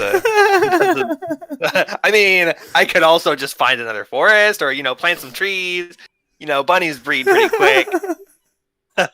We'll see how much work this is, but I'll try. It would be a lot easier. To just plant a new forest. Yes. I'm pretty sure I could just start a hashtag on YouTube and we'd have enough trees. Your dream ends abruptly, but no, it doesn't, because I'm going to play the video. So, as your dream fades away, all of your dreams are ending at basically the same time. But after the dream itself, you hear a song in your dream, a distinct song. I'm going to play that song for you now on YouTube. And then that is the end of this session. The next session begins with you awaking from your long rest. And in fact, there's a little bit of a thing that I'm doing. The video that I'm actually going to play is not in English. It is in whatever language you want to make up. Let's say it's in Elvish. It is actually not in English. So when you're watching it, you won't really know what they're singing. And then when we begin the next session, I'm going to play the English version. So this is just adding like an air of mystery.